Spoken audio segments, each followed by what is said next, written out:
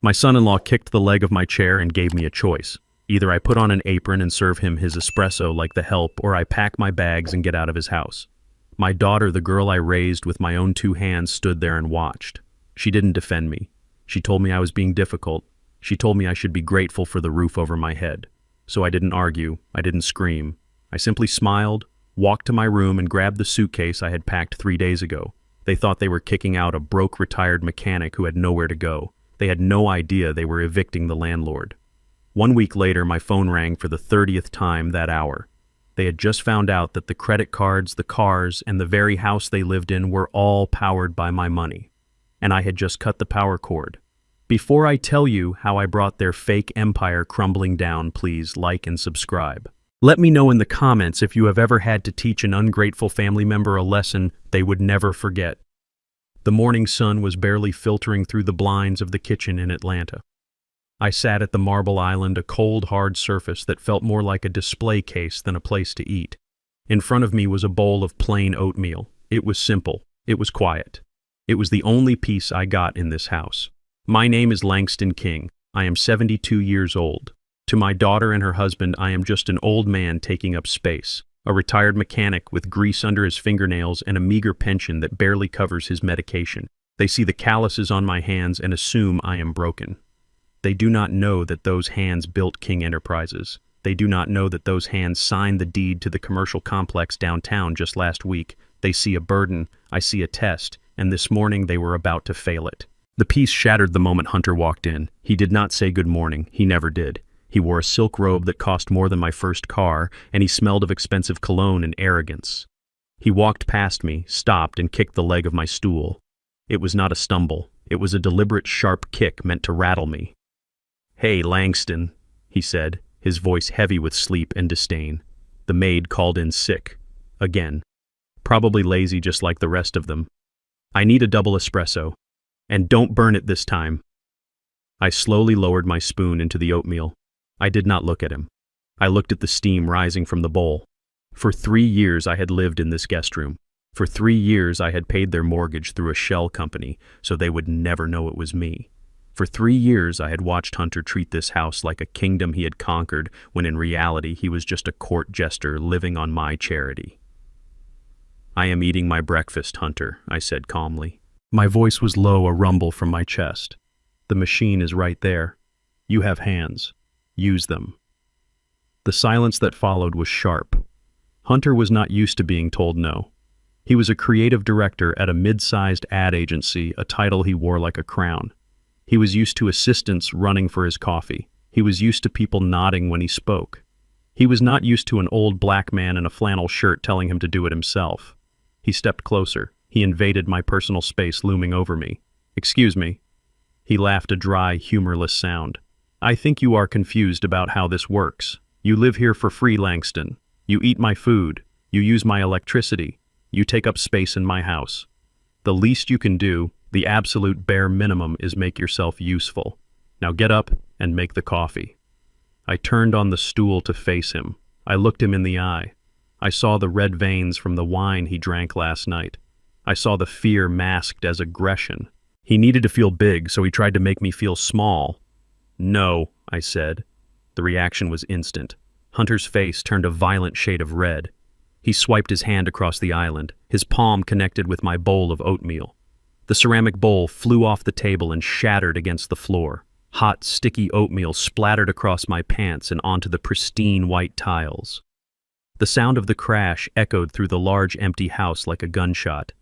"Look what you made me do," Hunter shouted, pointing a shaking finger at the mess. "Look at this mess. You are clumsy and you are useless. Clean it up right now." I did not move to clean it. I stood up slowly, brushing a glob of oatmeal from my knee. My heart was beating steady and slow. This was it. This was the moment I had been waiting for. I had given them every chance. I had waited for a spark of decency, a moment of gratitude. But there was nothing here but rot. "What is going on down here?" The voice came from the stairs. It was Nia, my daughter. She stood there in her pajamas, looking from the broken bowl to Hunter's red face and finally to me. I waited. I waited for her to ask if I was burned. I waited for her to tell her husband that he could not treat her father like a dog. I waited for the girl I had carried on my shoulders to show up. Instead, she sighed. It was a long, exasperated sigh that told me everything I needed to know. "Dad, seriously," she said, walking over to stand next to Hunter. "It is 7 in the morning. Why do you have to provoke him?" I looked at her stunned. "Provoke him, Nia." He threw my breakfast on the floor. "Hunter is under a lot of pressure." "Dad," she snapped, cutting me off, "he has a huge presentation today. He is the creative director. He carries the weight of this family on his back. He asked for a simple cup of coffee. Is that really too much to ask after everything we do for you?" "Everything you do for me," I repeated softly. "Yes," Hunter interjected, stepping forward, emboldened by her support. "We took you in, we gave you a room, and you sit there like a king contributing nothing." "Well, I am done. I am finished with this charity case." Hunter pointed at the back door. His finger was trembling with rage. "I am giving you an ultimatum, old man. Right here, right now. You either get down on your knees, clean up this mess, and learn how to serve this family with some respect, or you get out. You leave. Today." I looked at Nia. She did not look away. She did not flinch. She crossed her arms and stared at me with cold, hard eyes. "Maybe he is right, Dad," she said. Her voice was void of emotion. "Maybe this arrangement isn't working anymore. You are too set in your ways. You are stubborn. If you can't help out, if you can't support Hunter when he is stressed, then maybe you should find somewhere else to go." The air in the kitchen felt thin.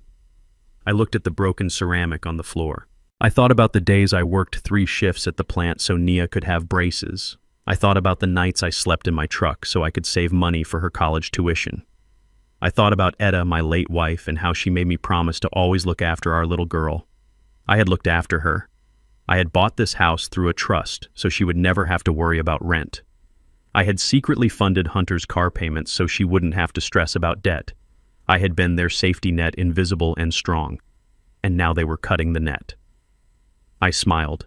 It wasn't a happy smile. It was the smile of a man who checks the final item off a very long list. "You are right," I said. My voice was calm, which seemed to infuriate Hunter even more. "This arrangement is not working." I stepped over the oatmeal. I did not look at the mess. I walked past Hunter, who was breathing heavily, waiting for a fight that I was not going to give him. I walked past Nia, who refused to meet my eyes now that the decision was made. "Where are you going?" Hunter barked. "I told you to clean this up." I ignored him. I walked down the hall to the guest room. I opened the closet. Sitting there right in the front was my old leather suitcase. It was already packed.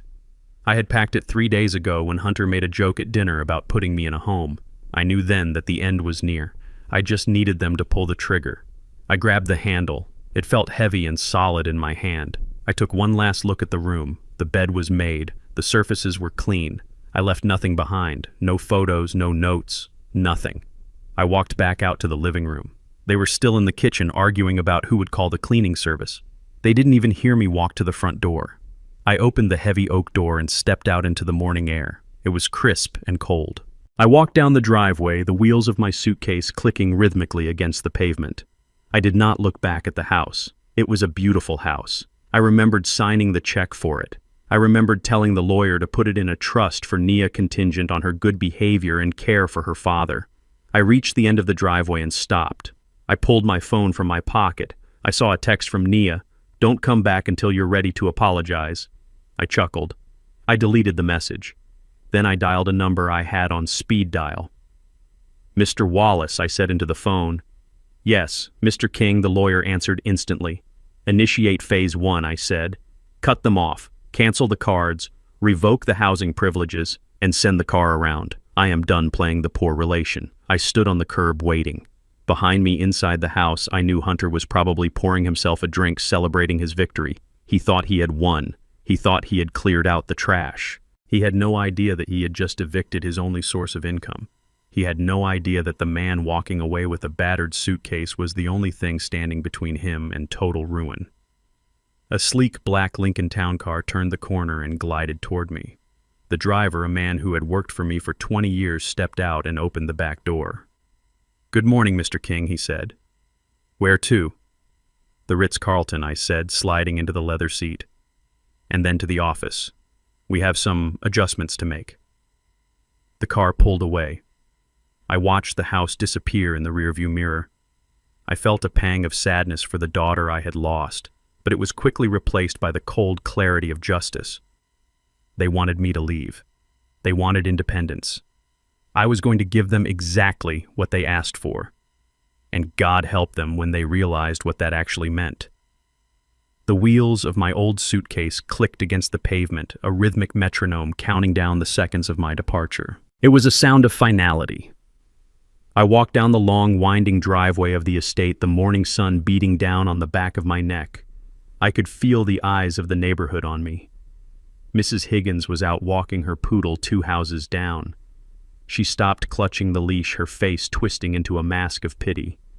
I knew what she was thinking. Poor old Langston. Kicked out again. Probably going to a shelter or a state home. She gave me a small, sad wave, the kind you give to a stray dog you have no intention of feeding. I nodded back, keeping my head low, my shoulders hunched. I played the part of the defeated, broken old man one last time. It was a role I had perfected over 3 years, a camouflage that allowed me to see who people really were when they thought I had nothing to offer. I did not want to break character just yet. The humiliation was part of the fuel I needed for what was to come. I felt a burning sensation on my back and stopped. I didn't have to turn around to know who it was, but I did anyway. I needed to see it. I needed to etch this image into my mind. Hunter was standing on the second-floor balcony of the master bedroom. He was leaning against the railing, holding a steaming mug of coffee, the coffee I had refused to make. He wasn't just watching me leave. He was enjoying it. He raised the mug, and a mock toast, a smug, self-satisfied grin plastered across his face. He looked like a king surveying his kingdom, completely unaware that the castle was built on sand, and I was the tide that was about to wash it all away. Beside him, the curtains moved. Naya was there, hiding in the shadows, watching her father walk away like unwanted trash. She didn't step out. She didn't call out. That silence hurt more than Hunter's mockery, but it also solidified my resolve. I turned back to the road and kept walking. The hill was steep and my knees ached, but inside my heart was beating with a cold, steady rhythm. I walked past the security gate, past the guard who barely glanced up from his phone, and turned the corner onto the main avenue where the large oak trees provided the cover I needed. The moment I stepped out of the line of sight of the house, the transformation began. The slump in my shoulders vanished. My spine straightened. The weary shuffle in my step was replaced by a confident, purposeful stride. I was no longer Langston the burden. I was Langston the architect. I checked my watch. 3:21. As if summoned by the thought, a sleek black Lincoln Town car turned the corner and glided toward me. It moved with the silent grace of a predator. The windows were tinted so dark they reflected the world back at itself, hiding the power within. The car pulled up to the curb and the rear door opened before the wheels had even fully stopped rolling.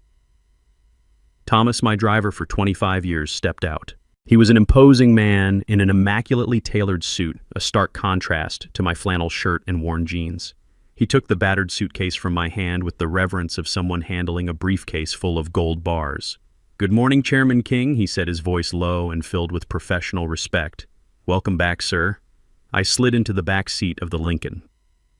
The heavy door closed with a solid thud, sealing out the heat, the noise, and the humiliation of the last hour.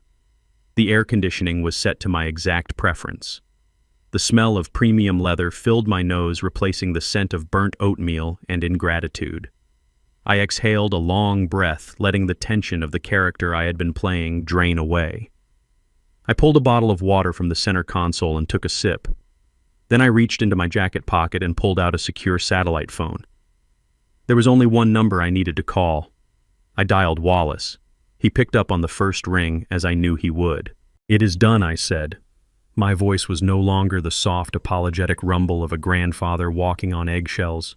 It was the voice that had negotiated multi-million-dollar mergers. It was the voice of command. Mr. King, Wallace replied instantly. "Are you safe?" "I am in the car," I said. "Initiate phase 1. Cut the milk supply. I want every credit card, every auto payment, every hidden transfer linked to that house frozen immediately." I want to see how the creative director manages his empire when he has to pay for it with his own money. Understood, Sir Wallace said. His tone was sharp, efficient. The scorched earth protocol is in effect. We are severing the financial umbilical cord as we speak. I hung up the phone and leaned back into the leather seat. I watched the suburban streets roll by through the tinted glass. They looked peaceful, quiet. But I knew that in a few days a storm was going to break over that house on the hill. A storm entirely of my making. 20 minutes later, the car pulled up to the entrance of the Ritz-Carlton in the city center. I did not have to go to the front desk. The general manager was waiting at the curb, looking anxious. He opened my door personally. "Mr. King," he said, bowing slightly. "We were not expecting you, sir. Is everything all right? We have the presidential suite prepared, of course." "Everything is fine," I said, walking past him without breaking stride. "I just need a base of operations. And send up a bottle of the 1982 Bordeaux from my private cellar. I have a feeling I will be celebrating soon." I took the private elevator to the top floor. The suite was vast, silent, and luxurious. It was mine. In fact, the whole building was mine, held through a holding company that Hunter didn't even know existed. I walked to the mahogany desk overlooking the city skyline and opened my laptop. I logged into my secure financial dashboard. The screen flickered to life, displaying a complex web of accounts. It was the financial circulatory system of Hunter and Nia's life. It was a sea of red data points. The mortgage payments, the car leases for the Rover and the Porsche, the country club membership, the platinum credit cards. Every single aspect of their lavish lifestyle was linked to accounts funded by me. They thought they were living on Hunter's genius salary. They had no idea his salary barely covered the interest on his student loans. I stared at the screen. I saw the notifications popping up. Pending charge for a brunch reservation. Pending charge for a designer handbag. Pending auto draft for the electricity bill. I thought about Nia as a little girl holding my hand. I thought about Hunter screaming at me to clean up the mess he made. I thought about the ultimatum. With a single deliberate motion, I moved the cursor to the master control button labeled Terminate Links. I didn't hesitate. I pressed the button. The screen flashed. Authorization accepted. One by one, the green link icons turned gray and then disconnected. The flow of money stopped instantly. I leaned back in the chair and took a deep breath. I looked out at the city below. The sun was shining, but for Hunter and Nia, the long, cold winter had just begun. I was no longer their father or their father-in-law. I was the bank, and the bank was now closed. 1 week had passed since I walked out of the driveway with my life packed into a single suitcase. 7 days of silence. 7 days of watching the digital readouts on my laptop screen as Hunter and Nia continued to live their lives as if I had never existed. They burned through electricity. They ordered gourmet deliveries. They shopped online. They were celebrating their newfound freedom from the grumpy old man who ruined the aesthetic of their living room. But tonight was the night the bill would finally come due. Hunter had organized a dinner at the Gilded Fork, the most exclusive and ostentatiously expensive restaurant in Atlanta. He was meeting with Marcus Thorne, a potential investor he had been chasing for months. Hunter needed capital to save his floundering ad agency, although he would never admit it was floundering. To him, it was simply pre-expansion. I sat in the darkened living room of my hotel suite, the blue light of my laptop illuminating my face. I had access to the restaurant's reservation system through the hospitality group I owned. I saw the table they were seated at. Table 4, center of the room, to be seen.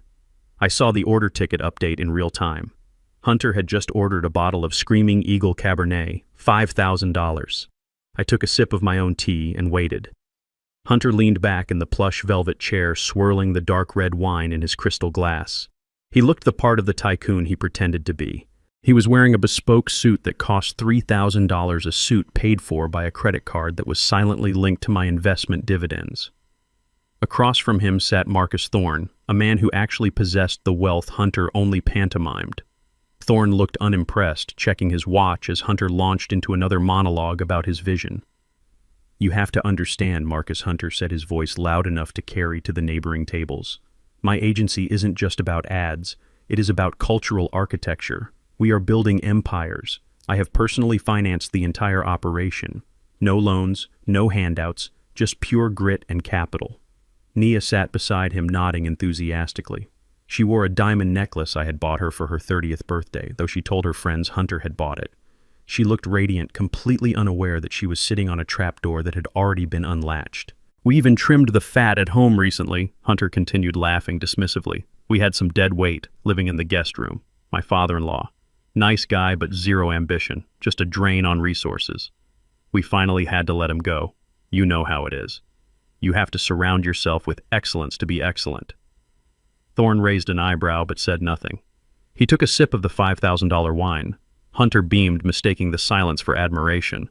He signaled the waiter with a snap of his fingers, a gesture so arrogant it made my skin crawl even from miles away. "Check, please," Hunter announced, "and add a 20% tip. We take care of the people who serve us."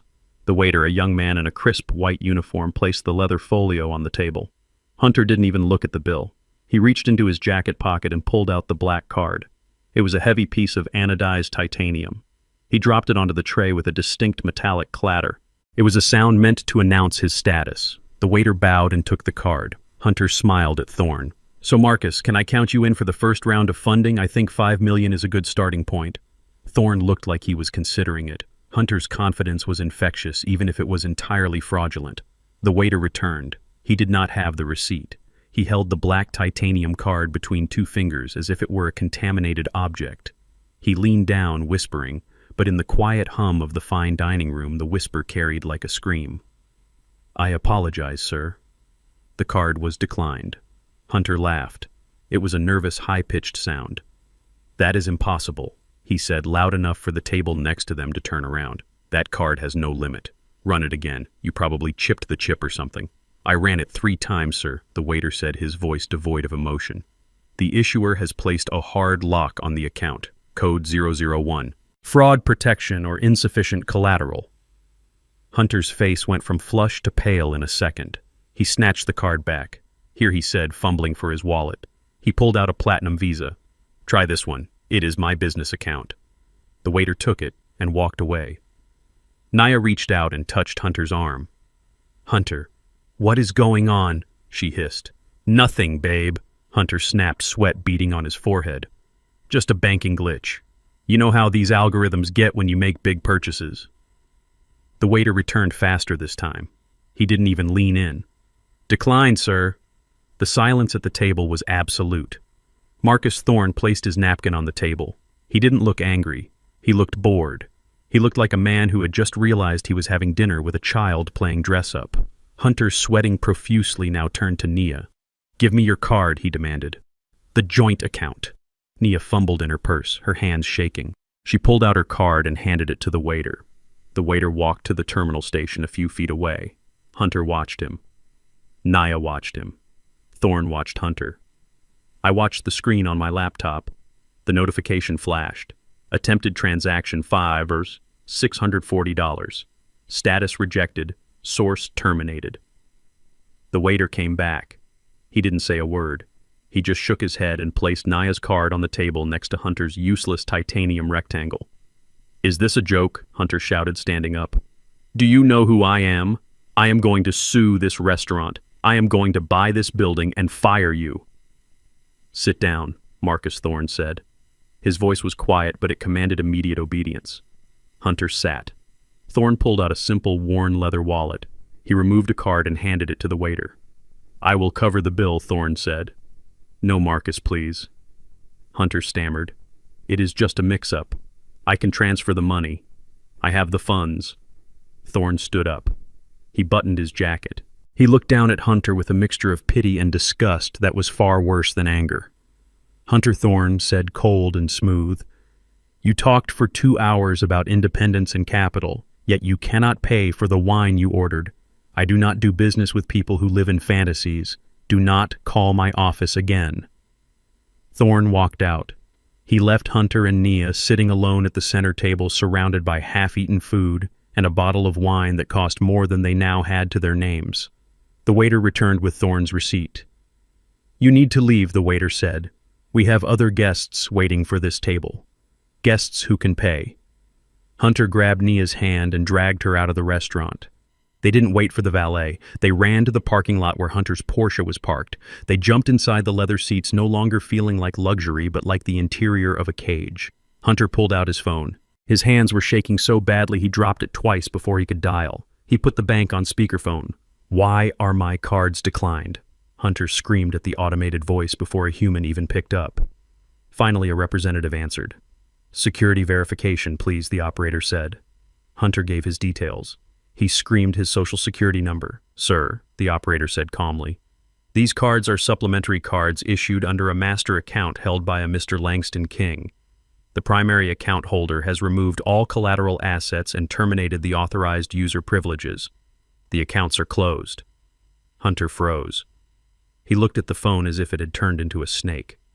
What he whispered. "That is a lie. I pay these bills." "The payments were auto-drafted from a trust account, sir," the operator clarified. "That trust has been revoked. You currently have a zero balance and an outstanding debt of $42,000 that was pending payment." The call ended. Hunter looked at Nia. Nia looked at Hunter. The truth hit them like a physical blow. The cars, the house, the clothes, the dinners. It wasn't Hunter's genius. It wasn't Nia's management. It was Langston. It had always been Langston. "Call him," Hunter screamed. "Call him right now." Nia dialed my number. I watched my phone on the desk. It lit up. Nia calling. I let it ring. It went to voicemail. She called again and again. Hunter called. Then Nia again. 30 missed calls in 10 minutes. I poured myself a glass of the 1982 Bordeaux. It tasted like oak and victory. I picked up the phone, looked at the screen one last time, and pressed the button on the side. Power off. The screen went black. I took a sip of wine. They were in the dark now, and they were just beginning to realize how cold it gets when the sun goes down. The headlights of Hunter's Porsche cut through the pitch-black darkness of the estate driveway like twin blades. He slammed on the brakes in front of the garage, the tires screeching against the pavement in a protest that matched his own fury. The garage door opener did not work. He pressed the button on his visor once, twice, 3 times. Nothing happened. The heavy door remained shut, a steel barrier between him and the sanctuary he thought he owned. He cursed, hitting the steering wheel with the palm of his hand. He had to get out and open the front door manually, fumbling with a key he hadn't used in 3 years because he was so accustomed to the electronic locks recognizing his presence. Nia followed him, her heels clicking on the walkway, her face streaked with mascara tears. She was still shivering from the humiliation at the restaurant.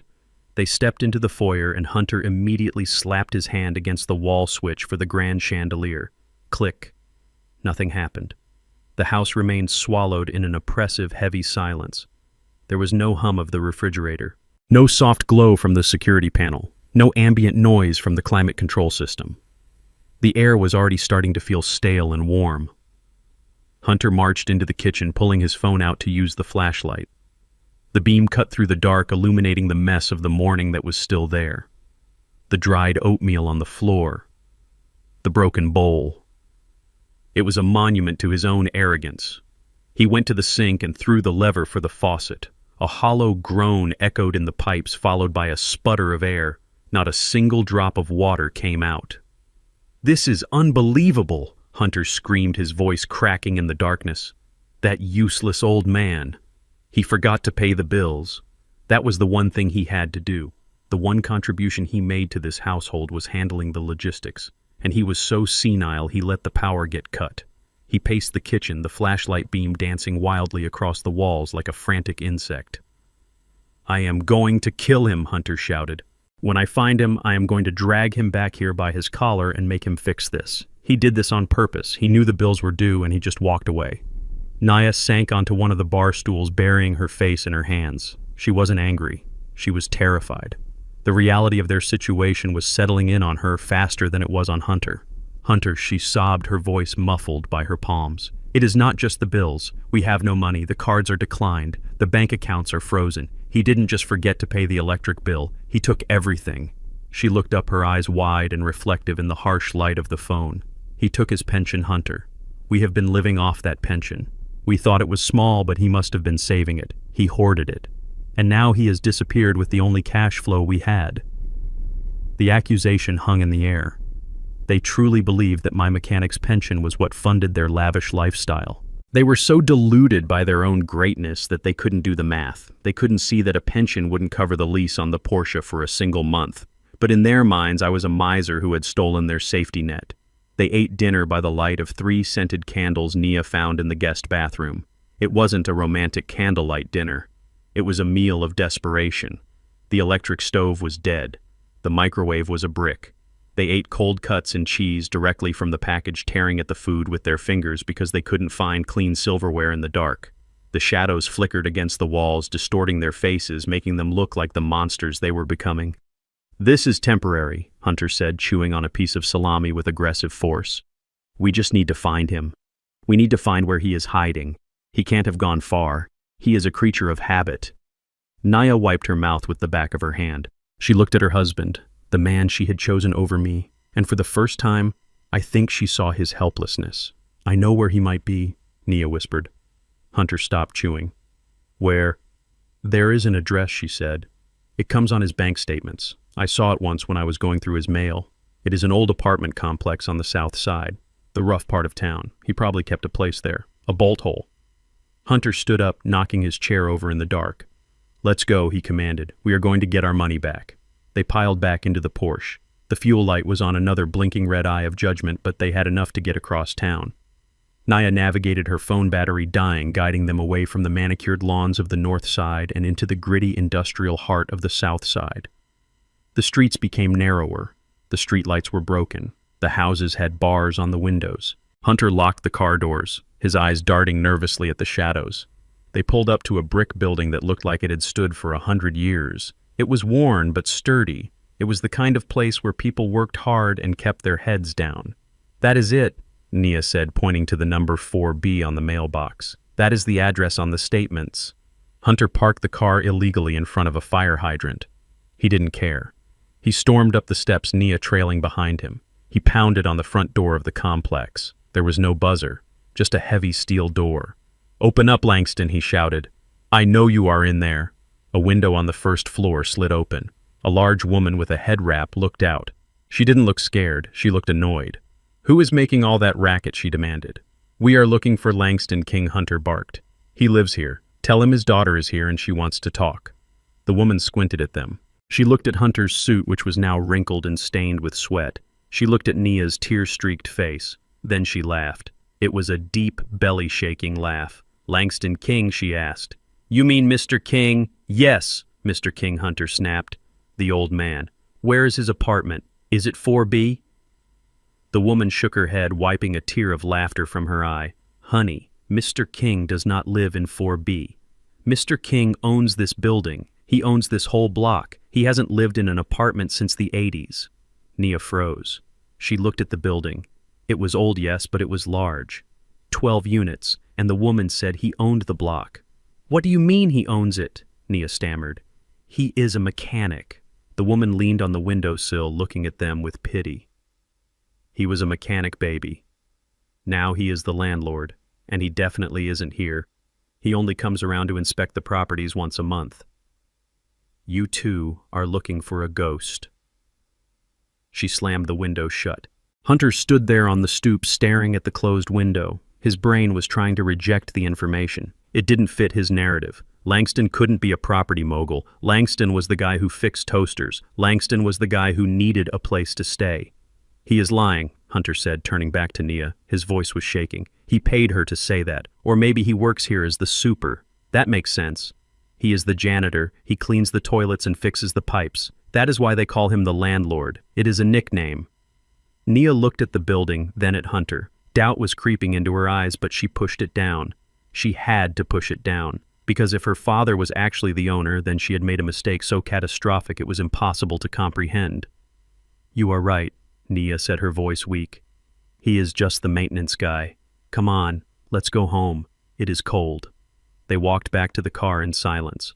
The wind whipped down the street, carrying trash along the sidewalk. They got into the Porsche, the leather seats cold and uninviting. Hunter turned the key. The engine roared to life, burning the last dregs of fuel. They drove back to the dark, silent mansion on the hill, unaware that the darkness they were returning to was permanent. I watched them go from the security feed on my laptop in the hotel suite. I took a sip of tea. They were chasing phantoms in the dark, refusing to see the light even when it was shining right in their faces. They still thought I was the help. They still thought they were the masters. But tomorrow, the eviction notice would arrive, and then they would have to face the daylight. The morning light filtered through the windows of the silent mansion, illuminating the dust motes dancing in the stagnant air. Without the hum of the air conditioning or the refrigerator, the house felt like a tomb. Hunter sat at the kitchen island, his eyes fixed on his phone screen. It vibrated against the marble countertop with a harsh buzzing sound. Restricted number.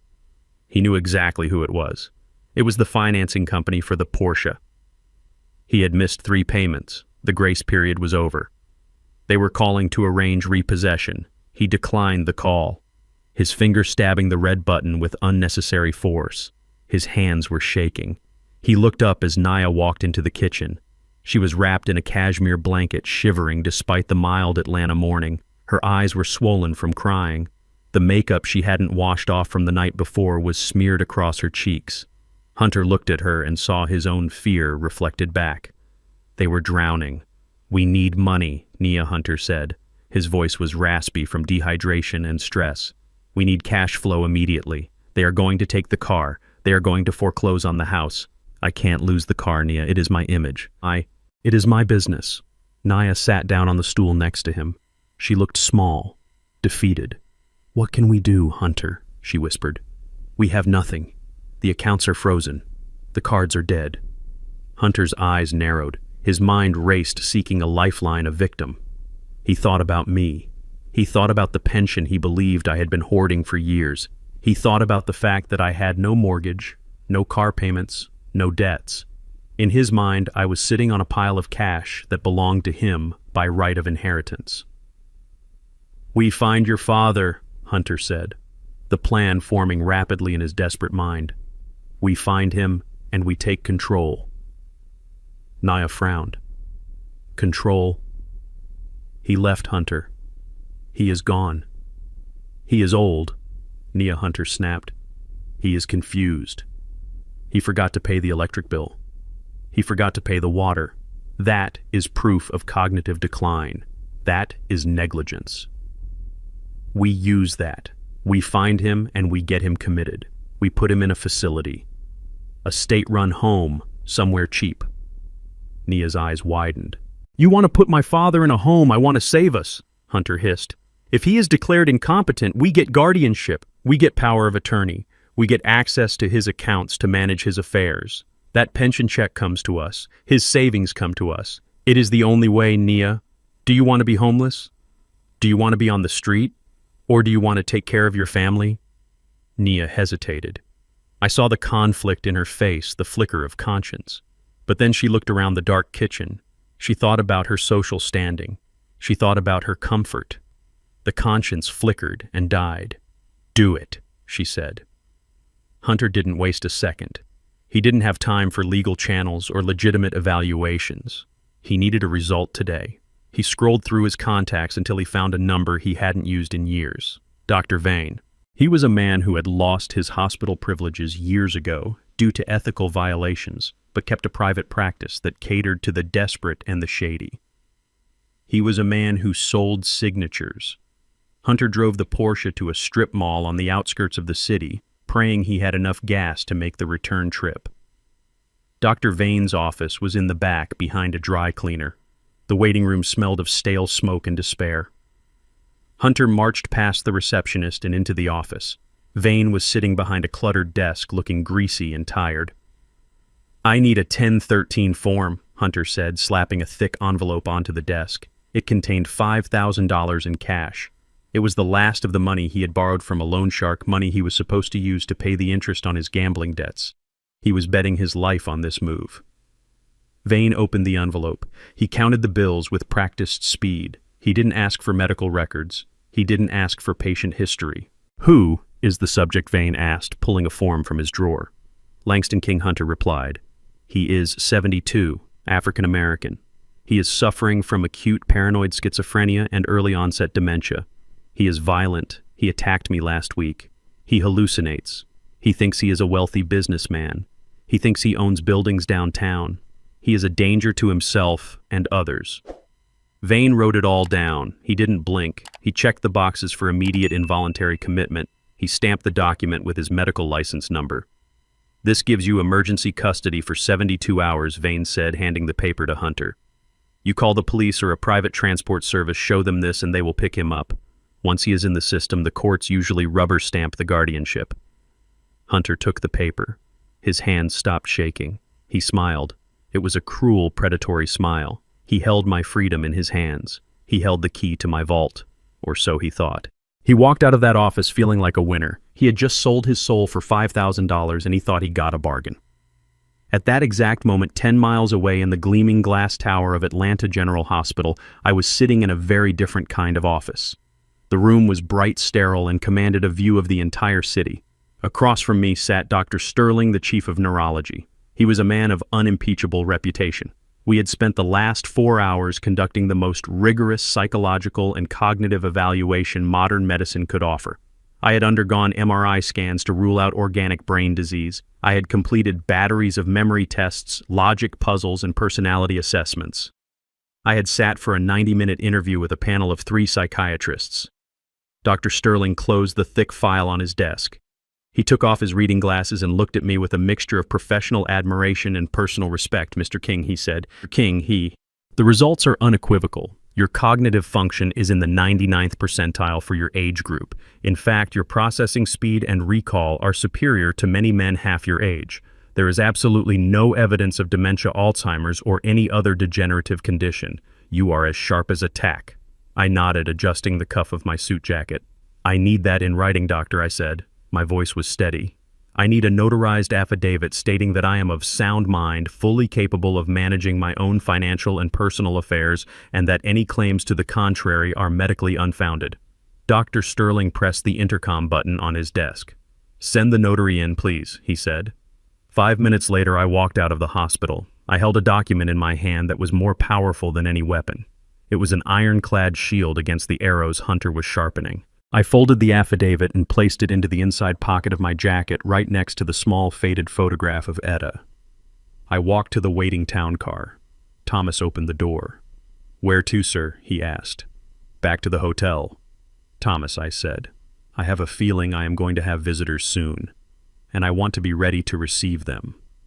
I sat back as the car merged into traffic. I closed my eyes. I felt a profound sadness for what was coming. Hunter and Naya had crossed a line from selfishness into criminality. They were not just ungrateful children anymore. They were enemies. And I treat my enemies very differently than I treat my family. The trap was set. The bait was taken. Now all I had to do was wait for the snap. The private investigator called Hunter at noon. He had located me. I was not in a homeless shelter. I was not in a state-run facility. I was at the Ritz-Carlton. Hunter put the phone on speaker so Nia could hear. He laughed. It was a sound of pure, unadulterated malice. He told Nia that the old man was burning through his life savings in a final act of senile rebellion. He said I was trying to live like a king before I died a pauper. They rushed to the car. They did not bother to change. They couldn't have, even if they wanted to. The water had been off for 2 days. Their clothes were wrinkled and stained with sweat. Hunter smelled of stale cologne and desperation. Nia looked haggard. Her hair pulled back in a messy bun to hide the grease. They looked like exactly what they were. People who were falling apart. They stormed into the lobby of the Ritz-Carlton like a hurricane of entitlement. The marble floors gleamed under the crystal chandeliers. The air smelled of fresh lilies and old money. Hunter marched up to the front desk, slamming his hand on the counter. He demanded to know which room Langston King was staying in. The concierge, a man named Pierre who had known me for a decade, looked at Hunter with a mixture of confusion and distaste. He politely informed Hunter that he could not disclose guest information. Hunter exploded. He screamed that he was my legal guardian. He shouted that I was a mentally unstable old man who had stolen money from his family. He caused a scene that made the well-heeled guests in the lobby stop and stare. Security started to move in. It was the perfect stage for my entrance. I stepped out of the private elevator. I was not wearing my grease-stained coveralls. I was not wearing the flannel shirt Hunter detested. I was wearing a charcoal gray Armani suit that had been tailored to my frame in Milan. My shoes were hand-stitched Italian leather that shone under the lobby lights. On my wrist was a Patek Philippe watch that cost more than the mortgage Hunter could no longer pay. I held a cup of Earl Grey tea in one hand and a folded newspaper in the other. I looked at the commotion near the desk. I saw my daughter and her husband looking like refugees from a disaster they had created. Hunter saw me first. His jaw literally dropped. He blinked, trying to reconcile the image of the father-in-law he treated like a servant with the man standing before him. He looked at the suit. He looked at the shoes. He looked at the way the staff bowed their heads slightly as I passed. But his arrogance was a powerful drug. He shook his head, convincing himself that this was just a costume. "Well, look at you," Hunter sneered, his voice echoing in the quiet lobby. "You really went all out, didn't you, Langston? How much did it cost to rent the suit? Did you spend the last of your pension on a costume party? You look ridiculous." Nia stepped forward. She reached out a hand, but she didn't touch me. She looked at the fabric of my jacket. She knew quality. She knew this wasn't a rental, but she was too terrified to admit what that meant. "Dad," she said, her voice trembling, "please stop this. You are making a scene. Just come home." Hunter stepped between us. He puffed out his chest, trying to intimidate me. "We are here to save you from yourself," Old Man Hunter said. "We know you are not well. We know you are confused. But we are generous people. We are willing to forgive you for running away. We are willing to forgive you for stealing our money. Just give us the rest of the cash check out of this fantasy hotel and come home. We have a nice room waiting for you. It has locks on the doors for your own safety." I took a sip of my tea. It was perfectly brewed. I looked at Hunter. I looked at the sweat stains on his collar. I looked at the fear behind his eyes. "I am not going anywhere, Hunter," I said. My voice was calm, steady, and resonant. "I am exactly where I belong. And as for your forgiveness, you can keep it. You're going to need it for yourself." Hunter laughed. It was a forced, ugly sound. "Don't be stupid, Langston. You have nowhere else to go. That house is the only roof you have." I smiled. It was the smile of a wolf looking at a sheep that had wandered into the den. "That house," I said softly. "You seem to be under the impression that it is your house." I raised my hand. From the shadows of the lounge, Mr. Wallace stepped forward. He was holding a thick manila envelope. He walked up to Hunter and thrust the envelope into his chest. Hunter instinctively grabbed it. "What is this?" Hunter asked. "It is an eviction notice," Wallace said. His voice was dry and professional. "Eviction," Hunter sputtered. "You can't evict me. I own that house. Nia owns that house. Read the deed, Hunter," I said. "You never saw the original deed, did you? You just saw the trust documents I let you see." Hunter tore open the envelope. He pulled out the document. His eyes scanned the page frantically. "The property located at 450 Highland Avenue is held in the Etta and Langston King Revocable Trust," Wallace recited from memory. "The occupants Nia and Hunter Vance are granted tenancy solely at the discretion of the trustee, Mr. Langston King. This tenancy is subject to the filial piety clause, which mandates that the occupants treat the trustee with respect and care." Wallace paused. He looked at Hunter over the rim of his glasses. "Clause violated," Wallace said. "Tenancy revoked." Hunter looked up from the paper. His face was ashen. "This is fake," he whispered. "This is a forgery." "It is filed with the county clerk," I said. "You have 3 days to vacate the premises. If you are not out by Friday at noon, the sheriff will remove you. And Hunter, I suggest you don't try to take anything that doesn't belong to you. The inventory list is very thorough." Nia started to cry. "Dad, you can't do this. We have nowhere to go. We have no money." I looked at my daughter. I saw the little girl I used to carry on my shoulders. But I also saw the woman who stood by and watched her husband throw my breakfast on the floor. "You have 3 days, Nia," I said. "You are young, you are smart. Figure it out." I turned my back on them. I walked toward the elevator. Behind me, I heard Hunter's screaming threats. I heard him crumbling. I pressed the button for the penthouse. The doors closed, shutting out their noise. I was alone again, but for the first time in a long time, I didn't feel lonely. I felt clean. My daughter stood on the sidewalk outside the hotel. The heavy glass doors had closed, sealing me inside my world of air-conditioned luxury and leaving her out in the humid Atlanta heat. In her hands, she held the eviction notice Wallace had handed to Hunter. It was a thick document heavy with legal authority and the weight of her own failures. She stared at the black ink as if the words were written in a language she refused to understand. Her hands began to tremble. Then a scream tore from her throat. It was a raw, primal sound of absolute denial. She grabbed the top of the envelope and ripped it. She tore the paper once, twice, 3 times, shredding the legal warnings into jagged confetti that scattered across the concrete. "He is crazy," she screamed, her voice cracking. "He has lost his mind. That house is mine. He said it was mine. He stood in the kitchen 10 years ago and told me it was my home forever. He can't take it back. He can't just throw us out because of a bad mood." Hunter grabbed her shoulders. He shook her, trying to snap her out of the hysteria, but his own eyes were wide with panic. He needed her to be angry, not broken. Anger was useful. Despair was not. "Listen to me," Nia Hunter hissed, bringing his face close to hers. "Your father is senile. Did you see him in there? Did you see that suit? He is playing dress-up. He is burning through his savings to rent a fantasy life. That lawyer is a shark who smells blood in the water. He is manipulating a confused old man to get his hands on the pension." Nia looked at him, her eyes searching for a lifeline. "Do you really think so?" she whispered. "I know so." Hunter lied. He lied with the ease of a man who had been doing it his whole life. "We are going to fight this. We are going to sue him for elder abuse. We are going to prove he is incompetent and that the house was a verbal gift. The law protects us, Nia. Possession is 9/10 of the law. We have lived there for 3 years. It is our home." They got back into the Porsche. The drive back to the estate was silent and tense. Hunter drove with a reckless aggression, cutting off other cars running red lights. He was a man cornered, and he was ready to bite. When they arrived at the house, it was sweltering inside. The lack of air conditioning had turned the mansion into an oven, but Hunter didn't care about the heat. He cared about paper. He stormed into the home office, a room he had claimed for his creative genius but mostly used to play video games. He went straight to the filing cabinet in the corner. He yanked the drawers open, pulling out hanging folders and dumping them onto the floor. Tax returns, utility bills, warranties for appliances they couldn't afford to fix. He threw paper into the air, searching frantically for one specific document. "Where is it?" he shouted, kicking a pile of receipts.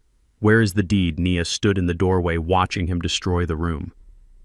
"I never saw a deed, Hunter," she said quietly. "Dad always said the lawyers handled the paperwork. He just gave us the keys." Hunter stopped. He looked at her. The realization hit him hard. There was no deed. There was no transfer of title. There was no paper trail that linked their names to the property. I had never signed it over. I had let them play house in a property I owned completely. "He tricked us," Hunter spat. "The old snake never gave it to you. He kept it in his name the whole time." He pulled out his phone. He scrolled past the debt collectors and the angry clients until he found a number saved as the Fixer. It was a lawyer named Saul, a man who operated out of a strip mall and specialized in gray areas. "Saul, it is Hunter," he said into the phone, his voice low and urgent. "I have a situation. I need an affidavit. I need a witness statement proving a verbal contract for a property transfer. Yes, a gift. I need it backdated 3 years. I don't care how much it costs. I will pay you when we sell the house. Just draw it up." He hung up and looked at Nia. "We are going to take what is ours," he said. "If he won't give it to us, we will take it." Night fell over the estate. The darkness inside the house was absolute. Hunter sat in the living room staring at the heavy oak door at the end of the hallway. It was the door to my private study. For 3 years that room had been locked. I had told them it was where I kept my old tools and dusty files. I had told them it was dangerous, full of rusty metal and sharp edges. I had forbidden them from entering. Hunter stood up. He walked to the garage and came back with a cordless drill and a heavy crowbar. The battery on the drill was dying, but he hoped it had enough juice for one lock. "He thinks he is smart," Hunter muttered to himself. "He thinks he can starve us out. But I know his secret." He turned to Nia, who was sitting on the couch hugging her knees. "The pension," Nia Hunter said, pointing the drill at the study door. "He didn't take it all with him. He couldn't have. Old people don't trust banks. He hoarded cash. I bet you anything that room is full of cash. That is why he keeps it locked. That is why he wouldn't let us in. He has been sitting on a gold mine while we struggled." Nia didn't stop him. She was too tired, too hungry, too broken to argue. She watched as her husband walked down the hallway to break into her father's sanctuary. I sat in the penthouse suite of the Ritz-Carlton. The city lights twinkled below me like a sea of diamonds. I opened my laptop and pulled up the security feed. I had installed hidden cameras in every room of the house, including the hallway outside my study. The image was crisp and clear in night vision green. I saw Hunter approach the door. I saw the sweat on his forehead.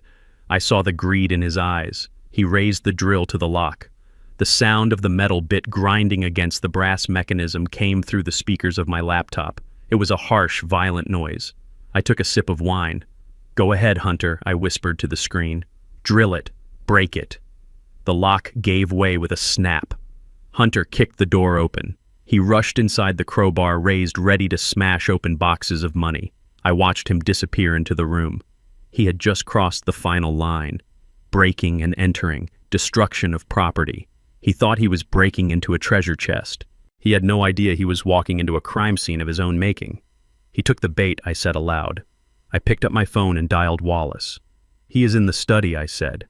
Add burglary to the list of charges. And Wallace. Make sure the sheriff knows exactly what time he entered. I want the timeline to be perfect. I watched the screen. Hunter was tearing the room apart. He was looking for salvation. He was going to find nothing but his own doom. The sound of the drill bit grinding against the hardened steel of the safe echoed through the speakers of my laptop like a dentist's drill hitting a nerve. It was a high-pitched screaming whine that filled the silence of my hotel suite. On the screen, the night vision camera captured every bead of sweat rolling down Hunter's forehead. He was on his knees in my study, a place he had been forbidden to enter for 3 years, destroying the last remnants of his dignity. He pushed his entire body weight against the drill, his face contorted in a rictus of greed and exertion. He was cursing a steady stream of profanity that would have made a sailor blush, directing his rage at the metal at the lock and at me. "Come on, you piece of junk," Hunter screamed, the veins in his neck bulging. "Open up! Give me the money!" Nia stood by the door, her arms wrapped around herself, looking like a ghost haunting her own home. She kept glancing down the hallway, terrified that the police or a neighbor would hear the noise. But she didn't stop him. She didn't tell him to put the drill down. She watched complicit in her silence, hoping just as much as he did that the safe would spit out the salvation they hadn't earned. "Hunter, stop," she whispered, her voice barely audible over the mechanical screech. "This is crazy. What if there is an alarm?" "There is no alarm," Hunter shouted back, not taking his eyes off the drill. "The old man is too cheap for alarms. He keeps his money in cash. I know it. He doesn't trust banks. He is sitting on a fortune, Nia, and I am going to get it." The drill bit snapped with a loud crack. Hunter swore violently and threw the broken piece across the room. He grabbed the crowbar he had brought from the garage. He jammed the flat end into the gap he had created and hauled back with all his strength. The metal groaned. The hinges shrieked in protest. Hunter's face turned purple. He grunted, heaved, and finally, with a sound like a gunshot, the heavy door of the safe popped open. Hunter dropped the crowbar. He scrambled forward on his hands and knees, panting like a dog. He reached into the dark cavity of the safe, his fingers clawing at the shadows, expecting to feel the crisp texture of stacked $100 bills. He expected bundles of cash. He expected gold coins. He expected the pension he had convinced himself I was hoarding. He pulled his hand out. It was empty. He reached in again, frantically sweeping his arm back and forth. He pulled out a few envelopes. He ripped them open. They were empty. He pulled out a small metal box. He shook it. It rattled. He pried the lid off. It was full of old buttons and spare keys. No, Hunter whispered. No, no, no. Where is it? Where is the money? He stood up and kicked the safe door. He grabbed the metal box of buttons and threw it against the wall. Buttons rained down on the floor like plastic hail. He lied, Hunter screamed, turning to Nia. He lied to us. He is broke. He is destitute. There is nothing here, just trash. He really is just a useless old mechanic. I watched from my suite, swirling the wine in my glass. The disappointment on his face was sweeter than the vintage. He had broken into my sanctuary, violated my privacy, and destroyed my property, only to find that the treasure he sought existed only in his own greedy imagination. But he wasn't done. He hadn't found the real trap yet. Hunter fell back to his knees, exhausted and defeated. He began to sift through the debris he had pulled from the safe, looking for anything of value, anything he could pawn or sell. He picked up a black and white photograph that had slid out from between the envelopes. He held it up to the light of his phone flashlight. It was a picture taken 40 years ago. It showed a young man with grease on his hands and a determined look in his eyes, standing next to a beautiful woman in a simple Sunday dress. They were standing in front of a construction site, a massive steel skeleton rising into the Atlanta sky. The woman was Etta. The man was me. And the building behind us was the King Tower, the skyscraper that would eventually become the crown jewel of the city's skyline. "Who cares about this sentimental garbage?" Hunter muttered, tossing the photo onto the floor. "Just the old man and your mom standing in front of some construction site, probably where he worked as a laborer." He didn't look closely. He didn't see the sign in the background of the photo that read "Future Site of King Enterprises HQ." He didn't connect the dots. His arrogance blinded him to the history staring him right in the face. He assumed I was the worker, never the architect. He picked up a small, cream-colored card that had been tucked behind the photo. He squinted at it. Wallace and Associates Hunter read aloud. Legal counsel for King Enterprises. He frowned. He knew the name Wallace. It was the man who had handed him the eviction notice. But the second part confused him. King Enterprises, Hunter said, turning the card over. Why would the old man have the business card for the biggest real estate developer in the state? He looked at Naya. Maybe he tried to get a job there, Naya suggested weakly. Or maybe he tried to sue them for something. You know how he is. Hunter scoffed and flicked the card away. It landed face up on the carpet, the gold-embossed letters shimmering in the flashlight beam. Yeah, probably a slip and fall, Hunter said. Trying to scam a corporation. That sounds like him. Always looking for a handout. He went back to the safe, reaching into the very back, the deepest shadow. His hand brushed against leather. He pulled out a small bound book. It was an old diary. The leather was cracked and worn. It looked worthless. Hunter was about to throw it away when a piece of paper fell out from the back pages. He picked up the paper. It was a map. A hand-drawn map of the south side of the city. There was a red circle around a large plot of land near the industrial district. Next to the map was a note written in my handwriting. Secret investment. Lot number 9. South sector. Do not sell. Future value projected at $5 million. Hunter froze. His eyes widened. He read the note again. Then he opened the diary to the last page. There was another entry dated 2 years ago. The land is sitting there. No one knows I own it. Just waiting for the right buyer. If times get hard, this is the safety net. The deed is in the filing cabinet under miscellaneous. Hunter looked up at Naya. The despair in his face vanished, replaced instantly by a manic, feverish hope. Naya, look at this, he whispered, his voice trembling with excitement. He shoved the diary into her hands. Land Hunter said, he owns land. He calls it a secret investment. He says it is worth $5 million. Nia looked at the map. But this is in the industrial district, she said. It is just wasteland. It was wasteland 20 years ago, Hunter said, his mind racing. Now it is prime logistics territory. Amazon, FedEx. They are all buying up land down there. The old man probably bought it for pennies back in the day and forgot about it. He is so senile he doesn't even realize he is sitting on a lottery ticket. He scrambled up and ran back to the filing cabinet he had destroyed earlier. He started digging through the pile of papers on the floor labeled miscellaneous. He threw aside recipes and instruction manuals until he found it, a thick official-looking document. It wasn't the original deed, it was a copy I had planted there. A very convincing copy of a property title for lot number 9. I found it, Hunter shouted, holding the paper up like a trophy. I found the golden goose. He hugged Nia, spinning her around in the dark, hot room. We are saved, baby, he said. We are going to sell this land. We are going to sell it tomorrow. We will get a quick sale. Even if we get half of what it is worth, we are rich. We can pay off the debts. We can keep the house. We can buy a new Porsche. But how can we sell it? Nia asked, pulling back. It is in his name. Hunter tapped the side of his head. We have a lawyer, remember Saul, the fixer. If we bring him the deed, he can draft a power of attorney. We tell him Langston is incapacitated. We tell him it is an emergency sale to pay for his medical care.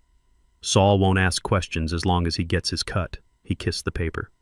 The old man finally came through, Hunter said. He was hiding this from us. He was going to let us starve while he sat on a gold mine. Well, finders keepers. I watched them on the screen. I watched them celebrate their theft. I watched them plot to sell property that wasn't theirs. I took another sip of wine. Hunter thought he had found a lifeline. He didn't know he had just wrapped the noose around his own neck. Lot number 9 wasn't empty land, and selling it wasn't going to make him rich. It was going to make him a felon. Go ahead, Hunter, I whispered to the empty room. Sell it. See what happens when you try to sell the headquarters of the company that owns this city. I closed the laptop. The trap was sprung. Tomorrow the jaws would snap shut, and I would be there to watch the blood hit the water. Hunter scraped together the last remnants of his dignity and his cash reserves. He pawned his Rolex. It was the watch he bought to celebrate his promotion to creative director, a promotion he never actually received, but lied about to impress his friends. He took the $3,000 from the pawn shop and drove straight to the back room of a laundromat where Saul, the lawyer who had lost his license a decade ago, operated his practice. Hunter needed a power of attorney document. He needed a piece of paper that said Langston King was mentally incapacitated and that his beloved son-in-law had the full legal right to liquidate his assets for medical expenses. Saul did not ask questions. He just counted the cash with yellowed fingertips and typed up the document on a typewriter that sounded like a machine gun. He forged my signature with a frightening level of skill. He stamped it with a notary seal that had expired 5 years ago. Hunter grabbed the paper as if it were a winning lottery ticket. He didn't care about the legality. He didn't care about the morality. He only cared about the sale. He drove to the industrial district on the edge of the city. This was not the world of glass skyscrapers and polished boardrooms. This was the world of concrete steel and deals made in the shadows. He parked in front of a nondescript office building with blacked-out windows. The sign above the door simply said Real Estate Solutions. It was the office of Mick the Hammer Russo, a broker known for buying distressed properties for cash, no questions asked. Hunter walked in with his chest puffed out. He held the folder containing the copy of the deed and the forged power of attorney. He sat across from Mick, a man who looked like he was carved out of granite. Hunter slammed the folder onto the desk. "I have a prime piece of real estate," Hunter announced. "Lot number 9, South Sector. My father-in-law has been sitting on it for 40 years. He is sick. We need cash today. I am willing to let it go for half its value." Mick opened the folder. He looked at the deed. He looked at the forged power of attorney. He lit a cigar and blew the smoke into Hunter's face. He didn't seem impressed. He opened his laptop and typed in the lot number. Hunter tapped his foot impatiently. He was already spending the money in his head. He would pay off the loan shark. He would get the Porsche out of hiding. He would buy a generator for the house until he could bully the power company into turning the lights back on. He smiled at Mick, waiting for the offer, waiting for the briefcase full of cash. Mick stopped typing, his eyes fixed on the screen. His face, which had been bored a moment ago, suddenly drained of all color. He looked at the screen again, then he looked at the deed. Then he looked at Hunter. The cigar fell from his mouth and landed on the desk, burning a hole in a stack of papers. Mick didn't even notice. He stood up slowly. His chair scraped loudly against the floor. "Who are you?" Mick whispered. His voice was tight with fear. "Who sent you here? Is this a setup? Are you wearing a wire?" Hunter frowned. "What are you talking about?" "I am Hunter Vance.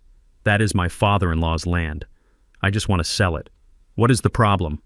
Is it zoned for industrial?" Mick grabbed the folder and threw it at Hunter. The papers scattered across the room. Mick reached under his desk and pulled out a baseball bat. "Get out!" Mick screamed. "Get out of my office before I kill you!" Hunter scrambled back, his chair toppling over. "You are crazy. What is wrong with you? It is just a plot of land. It is just dirt." Mick walked around the desk, swinging the bat. "Dirt!" Mick roared. "You idiot! You moron! That is not dirt. Do you know what lot number 9 is?" Hunter shook his head, terrified. "No." The map said it was wasteland. Mick grabbed Hunter by the lapels of his ruined suit and dragged him to the computer screen. He shoved Hunter's face toward the monitor. "Look," Mick shouted. "Look at the satellite image." Hunter looked. The map he had found in my diary was 40 years old. The satellite image on the screen was from yesterday. Lot number 9 was not empty. It was covered by a massive, sprawling structure that spanned 50 acres. It was a complex of sleek, gray warehouses, docking bays for hundreds of trucks, and a glass office tower that gleamed in the sun. The logo on the roof of the main building was visible even from space. It was the signature arrow of Amazon. That is the regional distribution hub for the entire Southeast. Mick yelled, shaking Hunter. "It is the busiest logistics center in the state. It generates $1 billion a year in revenue, and you walk in here with a fake piece of paper trying to sell it to me for cash. Do you know who owns that building? Do you know who leases that land to Amazon?" Hunter stammered. "My father-in-law, Langston King." Mick threw Hunter toward the door. "Yes, Langston King." Mick spat. "King Enterprises, the biggest developer in Atlanta, the man who owns half the skyline. You are trying to sell the crown jewel of the King Empire with a notary stamp from a disbarred lawyer. If King finds out I even talked to you, he will crush me. He will bury me under one of his parking lots. Get out." Mick swung the bat, smashing it into the door frame inches from Hunter's head. Hunter didn't wait. He scrambled out the door, falling onto the sidewalk. Mick threw the folder out after him. "Don't come back," Mick shouted.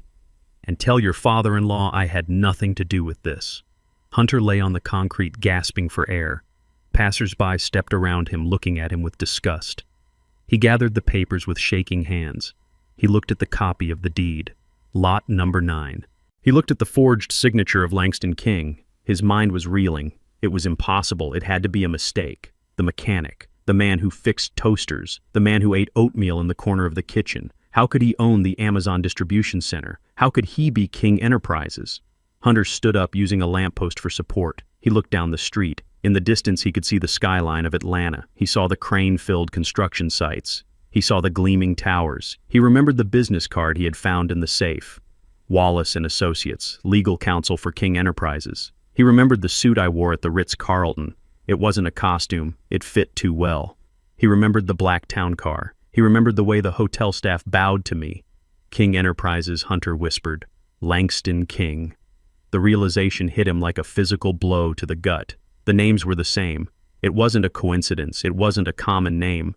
His father-in-law, the man he had treated like a servant, the man he had evicted, was the invisible king of the city. No, Hunter said aloud, shaking his head violently. No, he is playing a trick. He is the janitor. He found those papers in the trash. He is pretending. He has to be pretending. But the doubt had taken root. It was a cold, gnawing worm in his stomach. He looked at the forged power of attorney in his hand.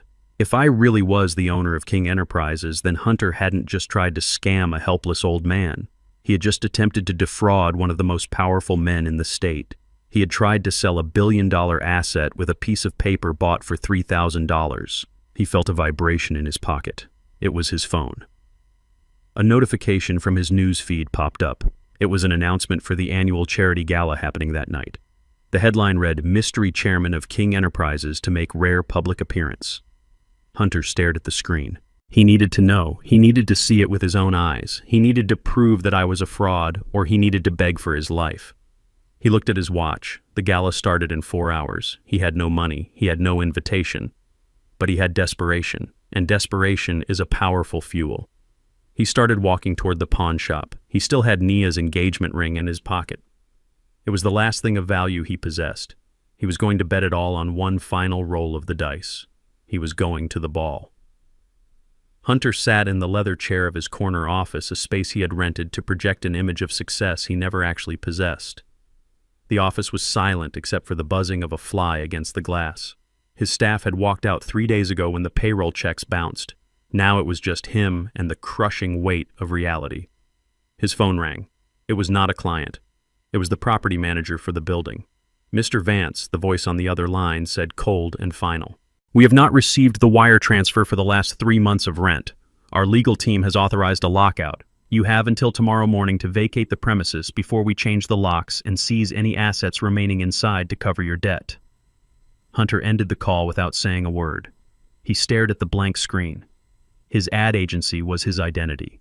Without the office, without the title of creative director, he was just a man with a lot of debt and a wife who was slowly realizing she had married a failure. He needed a miracle.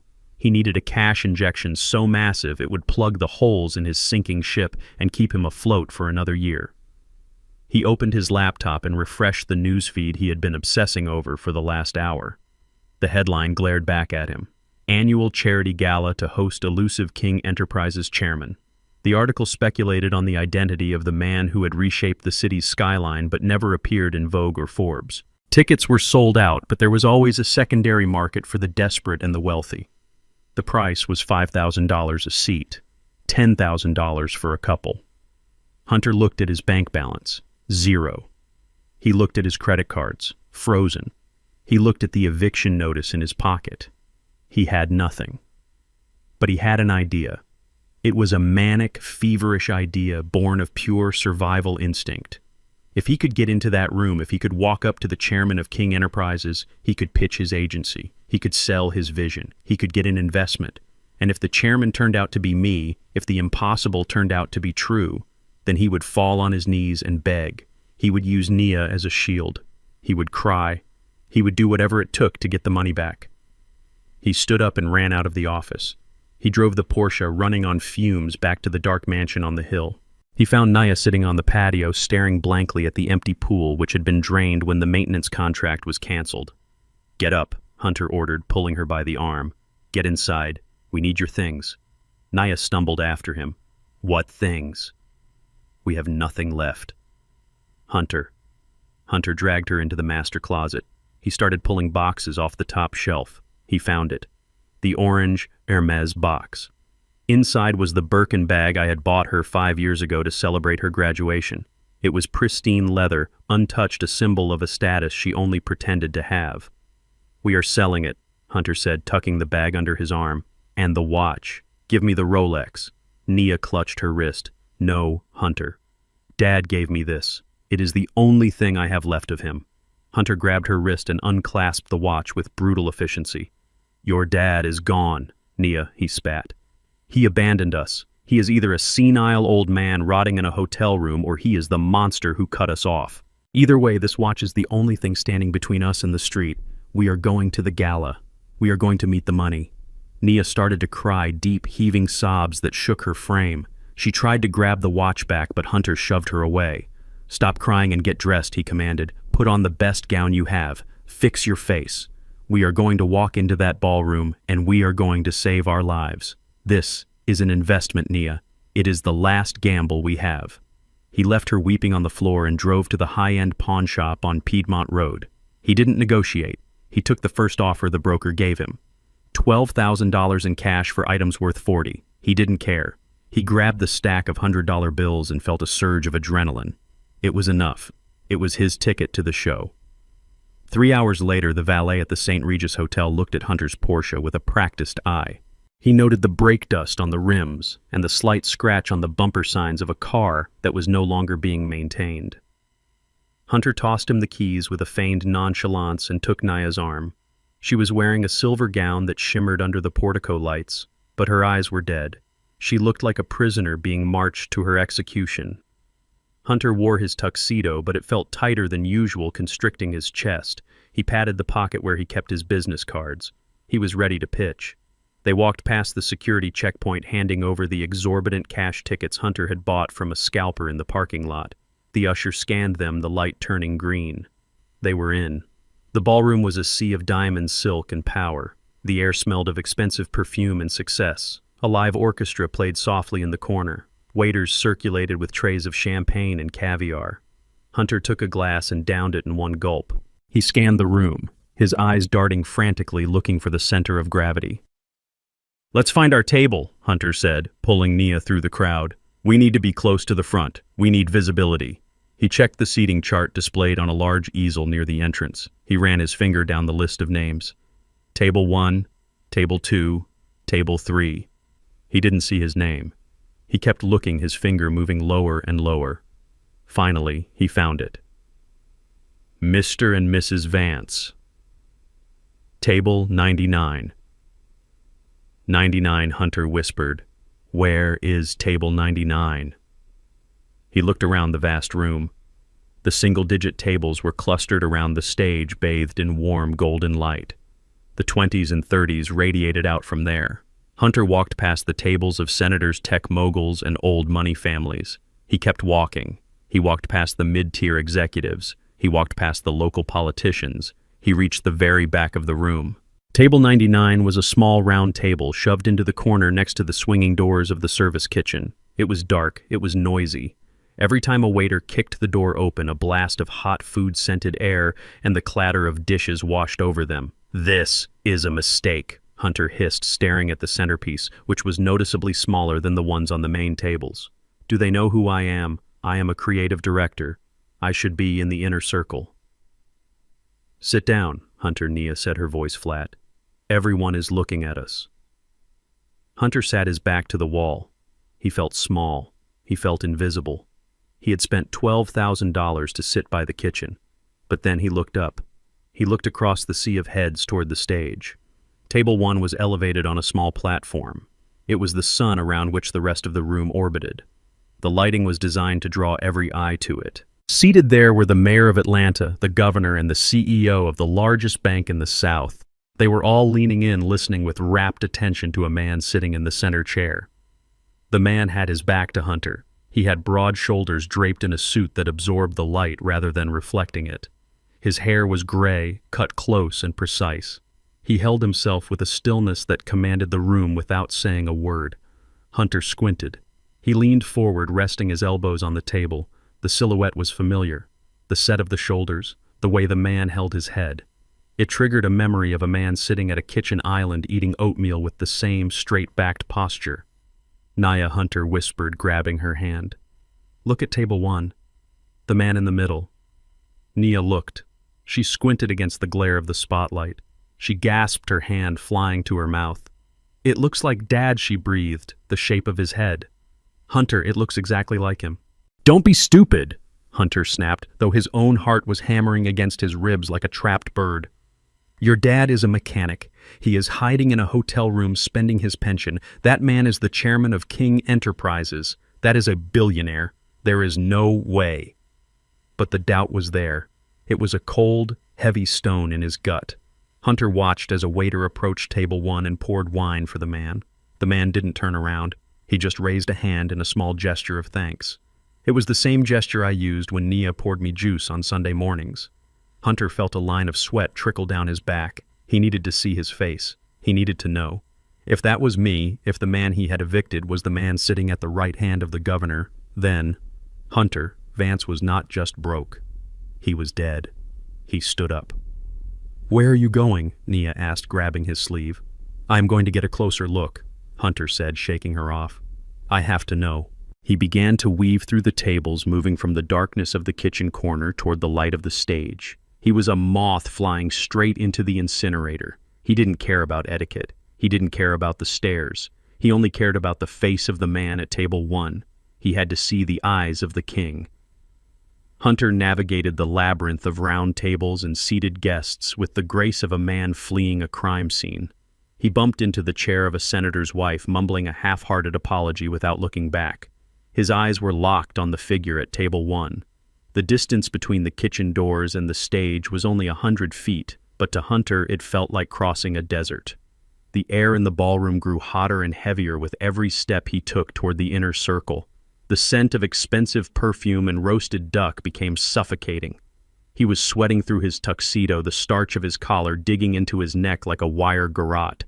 Nia trailed behind him, her hand gripping the fabric of her silver gown to keep it from dragging on the floor. She was trembling. She kept her eyes fixed on the back of the man sitting in the center seat of the VIP table. The silhouette was hauntingly familiar. The set of the shoulders, the way the head was held high and still. It was the posture of a man who had spent a lifetime carrying burdens without complaining. It was the posture of her father. "Hunter," she whispered, her voice barely audible over the hum of conversation. "Stop. Please stop. Look at him. Look at the way he sits. That is Dad. I know it is him." Hunter spun around, grabbing her wrist with enough force to bruise. He pulled her close, his face contorted with a mixture of fear and rage.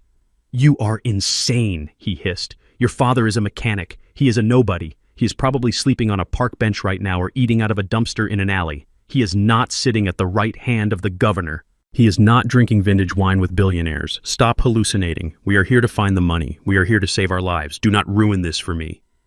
He pushed her away and turned back to the stage. He took another step and then another.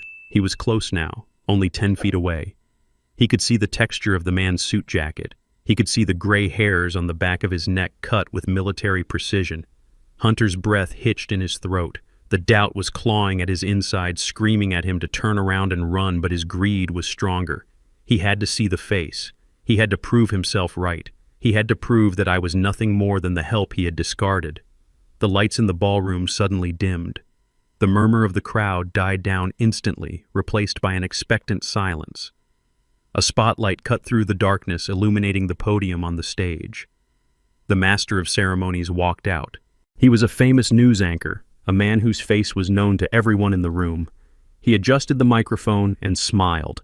"Ladies and gentlemen, distinguished guests and friends," he began, his voice booming through the speakers.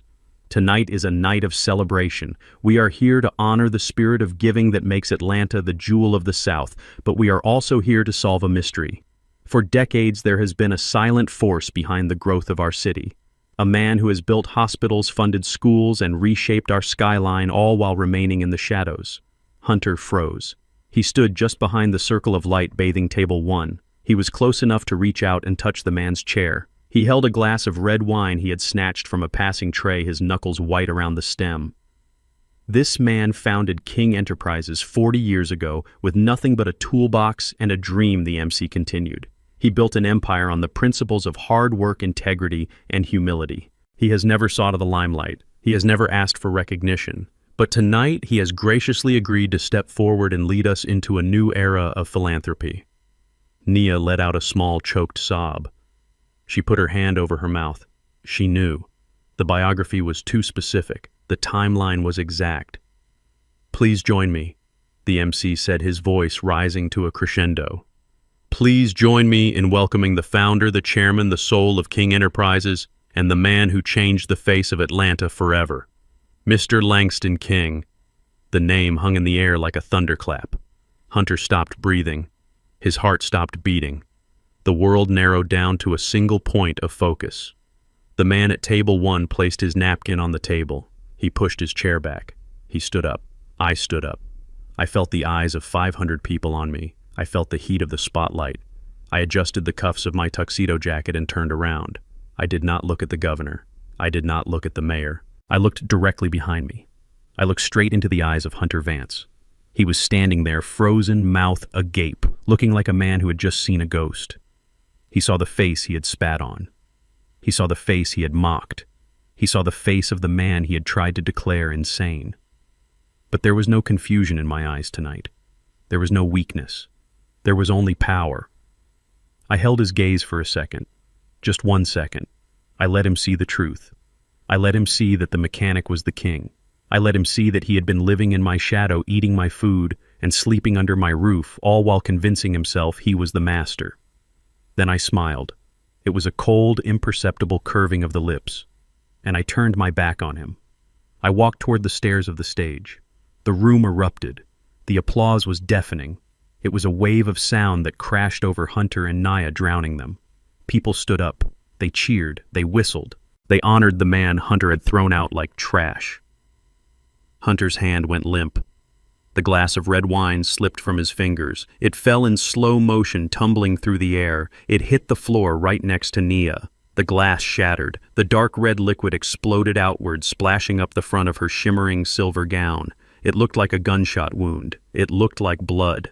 Nia screamed, but the sound was lost in the applause. She looked down at her ruined dress, the dress she had sold her heritage to buy. She looked at Hunter. He was not looking at her. He was staring at me as I shook the hand of the MC and took the microphone. Hunter's legs gave out. He collapsed into an empty chair at table 2, uninvited. He sat there, his face pale as ash, watching the man he had called a useless old fool command the respect of the most powerful people in the state. He realized in that moment that he hadn't just burned a bridge. He had bombed the very ground he was standing on. He was a dead man walking, and the executioner had just taken the stage. The applause was dying down when Hunter's survival instinct finally kicked in. It was a feral, desperate thing that bypassed his shame completely. He wiped the sweat from his forehead with the back of his hand and stood up from the empty chair he had collapsed into. He looked at the stage where I stood, bathed in light. He didn't see a man he had wronged. He didn't see a father he had disrespected. He saw an ATM. He saw a lifeline. He saw a way out of the hole he had dug for himself. He grabbed Nia's arm. Her dress was stained red with wine, looking like a gruesome wound across her chest. She tried to pull away, tears streaming down her face, but Hunter's grip was iron. He dragged her toward the stage. Dad Hunter screamed. His voice cracked high and desperate, cutting through the murmurs of the crowd. "Dad, we are here. We made it." He shoved people aside. He knocked over a chair. He didn't care. He had to get to the podium. He had to claim me before the world realized he was a stranger. He plastered a smile on his face that was terrifying in its falseness. It was a rictus of greed. "It is us," Hunter shouted, waving his arms like a man shipwrecked on an island seeing a plane. "Everyone look. That is my father-in-law. That is family. We are so proud of you, Dad. We knew you could do it." Nia stumbled behind him, her head bowed in humiliation. She knew what this was. She knew how pathetic it looked. But Hunter was immune to dignity. He reached the stairs of the stage and started to climb. He looked out at the crowd of billionaires and politicians, his chest heaving. "He is a modest man," Hunter announced to the room, acting as if he were the master of ceremonies. He kept this a secret even from us because he is so humble. But we are here now. The family is reunited. 2 large security guards in dark suits stepped out from the shadows of the wings. They moved to intercept Hunter before he could reach the microphone. One of them reached for his arm. Hunter flinched, his smile faltering for a second. "Do not touch me," Hunter snapped at the guard. "I am his son. I am family." The guard looked at me for instruction. I stood at the podium, my hand resting on the microphone stand. I looked at Hunter. I looked at the wine stain on Naya's dress. I looked at the desperation radiating off him like heat waves. I could have had him thrown out quietly. I could have spared him the final public execution. But he had not spared me. He had thrown my breakfast on the floor. He had told me to leave my own house. He had tried to sell my company's headquarters for cash. Mercy was a luxury he could not afford. "Let him speak," I said. My voice was amplified by the speakers booming through the hall. "Let him come up." The guard stepped back. Hunter beamed. He thought he had won. He thought I was playing along to save face. He practically ran the last few steps to the podium. He reached for my hand, trying to shake it, trying to create a photo opportunity that would save his career. "Dad," he said breathless. "Thank God. We were so worried about you. We have been looking everywhere. Why didn't you tell us? We could have helped you manage all this. You know I have a head for business." I did not take his hand. I stepped back, creating a physical chasm between us on that stage. I looked at him with the cold curiosity of a scientist examining a particularly interesting virus. "Who are you?" I asked. The question hung in the air. Hunter's smile froze. He laughed nervously, looking out at the audience. "Good one, Dad," he said. He is always joking. "It is me, Hunter, your son-in-law, Nia's husband. We live together. We are family." I turned to the audience. I looked at the mayor. I looked at the governor. I looked at the hundreds of faces waiting for my next word. "This man says he is my family," I said. My voice was calm, devoid of anger, which made it all the more terrifying. "He says he lives with me, and that is true. For 3 years I lived in the guest room of the house I bought for his wife. I paid the mortgage, I paid the bills. I watched him play the part of a successful executive while I fixed the leaks in the roof he lived under." Hunter's smile vanished. He took a step back. "Dad, don't," he whispered. "Not here." I ignored him. Last week I continued addressing the crowd. This man walked into the kitchen where I was eating my breakfast. He kicked my chair. He commanded me to make him an espresso because his maid was sick. When I refused, he threw a bowl of hot oatmeal onto the floor. He humiliated me. He told me I was a useless old man, and then he gave me an ultimatum: serve him or get out.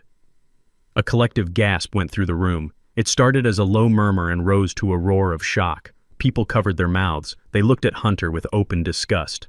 The social elite of Atlanta did not tolerate disrespect toward their own, and I was now one of them. "That is not true," Hunter stammered, sweat pouring down his face. "He is confused. He is senile. He is making it up. I evicted him," I said, cutting through his lies. "I walked out with a suitcase and I evicted him, and do you know what he did?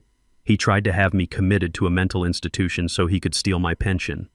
He broke into my private safe to find cash. And today, he tried to sell a piece of land he thought was empty to a loan shark." Hunter looked like he was going to vomit. He looked at Nia, begging her to say something to defend him. But Nia was staring at the floor, tears dripping onto the red stain on her dress. She knew it was all true. "But here's the best part," I said. I turned back to Hunter. "You came here tonight looking for an investor. You came here to save your failing ad agency. You thought you could charm the chairman of King Enterprises." I leaned in close to the microphone. "Well, Hunter, you have his attention." Hunter opened his mouth, but no sound came out. He was a fish on a hook, gasping for air. "I reviewed your file this morning," I said. "Your agency rents the entire 4th floor of the King Tower downtown. You are 6 months behind on rent. You have ignored every notice. You thought the landlord wouldn't notice because you are a big-shot creative director." I pulled a folded piece of paper from my tuxedo pocket. I unfolded it slowly. "As of this morning, King Enterprises has officially terminated your commercial lease," I announced. "The locks have been changed. Your equipment has been seized to cover a portion of your debt. And since you used your personal guarantee on the lease, you are personally liable for the remainder." I dropped the paper at his feet. "You are bankrupt, Hunter," I said. "You have no company. You have no office. You have no home. You are exactly what you accused me of being. You are a beggar." The silence in the ballroom was absolute. It was the silence of a tomb. Hunter stared at the paper on the floor. His legs finally gave out. He dropped to his knees, not in supplication, but in total collapse. He looked up at me, his eyes hollow. "Please," he whispered. "Please don't do this." "Security," I said, stepping back from the podium. "Please remove this trespasser from my stage. He is ruining the celebration." The two guards moved in. They didn't ask this time. They grabbed Hunter by the arms and hauled him up. He dragged his feet, sobbing, begging, a broken man being carried out of the palace he thought he could conquer. Nia followed them, her head down, a ghost in a stained dress walking into the darkness. I watched them go. Then I turned back to the microphone. I smiled at the crowd. "Now," I said, "who is ready to talk about the future of this city?" The applause that followed was not just polite, it was thunderous. It was the sound of justice being served cold on a silver platter in front of everyone who mattered. The morning sun did not bring warmth to the estate on Highland Avenue. It only illuminated the wreckage of a life that had been dismantled overnight. Inside the mansion, the air was thick with the smell of stale sweat and panic. Hunter and Nia were throwing clothes into garbage bags. They did not fold them. They did not organize them. They grabbed armfuls of designer suits and silk dresses and shoved them into black plastic sacks like common trash. The eviction deadline was noon. They had 2 hours left. Hunter moved with the frantic energy of a trapped animal. His tuxedo from the night before was crumpled on the floor, stained with sweat and the memory of his public execution. He was wearing gym shorts and a t-shirt, now stripping away the costume of the executive to reveal the desperate man underneath. A heavy pounding on the front door froze them in place. It was not a polite knock. It was the authoritative thud of the law. Hunter looked at Nia. Her eyes were wide with terror. He walked to the door, his bare feet slapping against the cold marble. He opened it. Standing on the porch was Mr. Wallace. Behind him stood 2 uniformed sheriff deputies and a man in a plain suit who held a leather portfolio. Wallace did not smile. He did not offer a greeting. He simply extended a hand holding a thick stack of documents. "Mr. Hunter Vance Wallace," said, his voice cutting through the morning silence like a scalpel. "You are hereby served." Hunter stared at the papers. "Served. For what?" Wallace began to list the charges with a detachment that made them sound even more terrifying. Civil suit for elder abuse and financial exploitation. Criminal complaint for credit card fraud in the amount of $42,000. Civil suit for destruction of private property regarding the antique safe in the study. And a restraining order prohibiting you from coming within 500 feet of Mr. Langston King or any property owned by King Enterprises. The deputy stepped forward. "We also have a warrant for the seizure of any assets purchased with the fraudulent funds," the deputy said. "That includes the electronics, the jewelry, and the vehicle parked in the driveway. Keys, please." Hunter stepped back, clutching the doorframe. "You can't do this," he stammered. "It was a misunderstanding. I was managing his finances. I had implied consent. There is no implied consent for drilling into a safe," Mr. Vance Wallace said cold. "And there is certainly no consent for attempting to sell commercial property you do not own. You have 10 minutes to gather your personal effects. Anything left behind will be cataloged as evidence." Nia screamed from the hallway. She ran past Hunter, clutching a bag of clothes. She didn't look at him. She didn't look at Wallace. She ran straight for her car, the modest sedan she had kept before the marriage, the only thing that was truly hers. She threw the bag in the back seat and reversed down the driveway, tires spinning on the asphalt. She left Hunter standing there alone in the doorway, holding the indictment of his life in his shaking hands. Nia drove like a madwoman through the city streets. She ran red lights. She honked at pedestrians. She was driven by a singular, overwhelming instinct for self-preservation. She knew the ship was going down and she wasn't going to drown with the captain. She parked haphazardly in front of the Ritz-Carlton and ran into the lobby. Her hair was a mess. She was wearing yoga pants and a stained sweatshirt. She looked nothing like the socialite she pretended to be. She demanded to see her father. The concierge, recognizing the desperation in her eyes, made a call. A minute later, he nodded her toward the elevator. She burst into the penthouse suite. I was sitting on the balcony reading the morning paper and drinking a cup of coffee. I looked up as she collapsed onto the floor in front of me. She crawled toward my chair, tears streaming down her face, ruining the expensive rug. "Dad," she wailed. "Dad, please, you have to help me. I didn't know. I swear I didn't know." Hunter manipulated me. He told me it was legal. He told me you wanted us to have the money. I was scared of him, Dad. He has a temper. I was a victim too. She grabbed my hand, pressing her face against my knuckles. Save me, Daddy, she sobbed. I am your little girl. Don't let them take me to court. Don't let me end up on the street. I pulled my hand away gently but firmly. I stood up and walked to the edge of the balcony. I looked out at the city I had helped build. I thought about the day she was born. I thought about the promises I made to protect her. But then I thought about the morning in the kitchen. I turned back to her. She looked up at me with hopeful, wet eyes. Nia, I said softly, you stood in that kitchen. You stood 3 feet away from me. You watched him kick my chair. You watched him throw a bowl of hot oatmeal at me. You watched him humiliate me in my own home. I didn't know what to do, she whispered. You knew exactly what to do, I corrected her. You chose to do nothing. You chose him. You chose the lifestyle he promised you over the father who gave you everything. You were not a victim, Nia. You were an accomplice. You signed the checks. You drove the car. You wore the diamonds. You enjoyed the fruit of the poisonous tree just as much as he did. I walked over to the desk and picked up a single piece of paper. I am not suing you, Nia, I said. The lawsuits are named against Hunter. You are not a defendant. She let out a breath of relief, her shoulders sagging. Thank God. Thank you, Dad. I knew you wouldn't hurt me. I am not suing you, I repeated. But I am not saving you either. Her relief vanished. What I have cut you off, Nia. Completely. There is no trust fund. There is no allowance. There is no safety net. You are 32 years old. You have a degree I paid for. You have a car I paid for. That is all you get. But I have nowhere to go, she cried. I have no money for rent. Then get a job, I said cold. Serve coffee, scrub floors, do whatever you have to do. Taste real life, Nia. Taste the bitterness of earning $1 with your own sweat. It is the only way you will ever learn to respect it. Now get out. She stared at me for a long moment. She saw the resolve in my eyes. She realized that the bank of Dad was not just closed, it was demolished. She stood up slowly. She wiped her face. She didn't say goodbye. She walked out the door, stepping into a world she was wholly unprepared for. Across town, Hunter was learning a different kind of lesson. He had been escorted off the property by the sheriff. He stood on the sidewalk with 2 garbage bags of clothes. His Porsche was gone, towed by the repo man. His wife was gone. He had nothing. He sat on the curb, head in his hands, trying to figure out who he could call. A black SUV pulled up to the curb. The window rolled down. A man with a thick neck and a scar running down his cheek looked out. It was Vinny, the collector for the loan shark Hunter owed $50,000 to. The debt from the gambling. The debt he was supposed to pay with the sale of lot number 9. Hey, Hunter, Vinny said, smiling a smile that showed too many teeth. We heard you had a rough night.